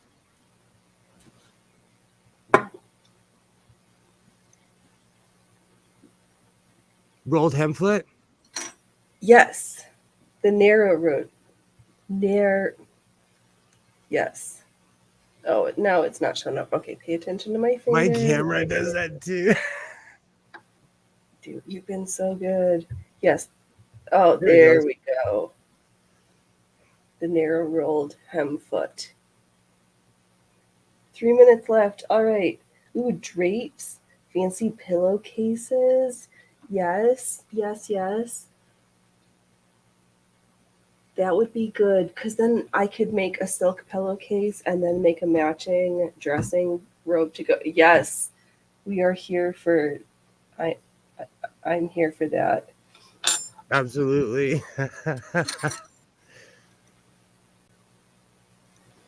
And if you don't like gathering things and you have a lot of machines, there's a guy on eBay who sells a disc with every single Singer manual, including all the adjuster manuals and things. Wow. The one thing before I do, the one thing I love about Singer is because they were so mass produced, their stuff's everywhere. So that's how I always know the exact age and exactly where my machine came from. But Phoenix, do you have anything you'd like to show? I am at Phoenix Electric Circus on the YouTubes, the Rumbles, the Locals, the Instagrams, the Twatters. I have my show on Sundays at 3:30 Pacific Standard Time. I can't convert that to any other time zone. I'm very sorry. And we're closing in on 69 subscribers, so I just need one more to get that magical 69th subscriber. It could be you. We'd appreciate it. Have fun, folks. You're amazing.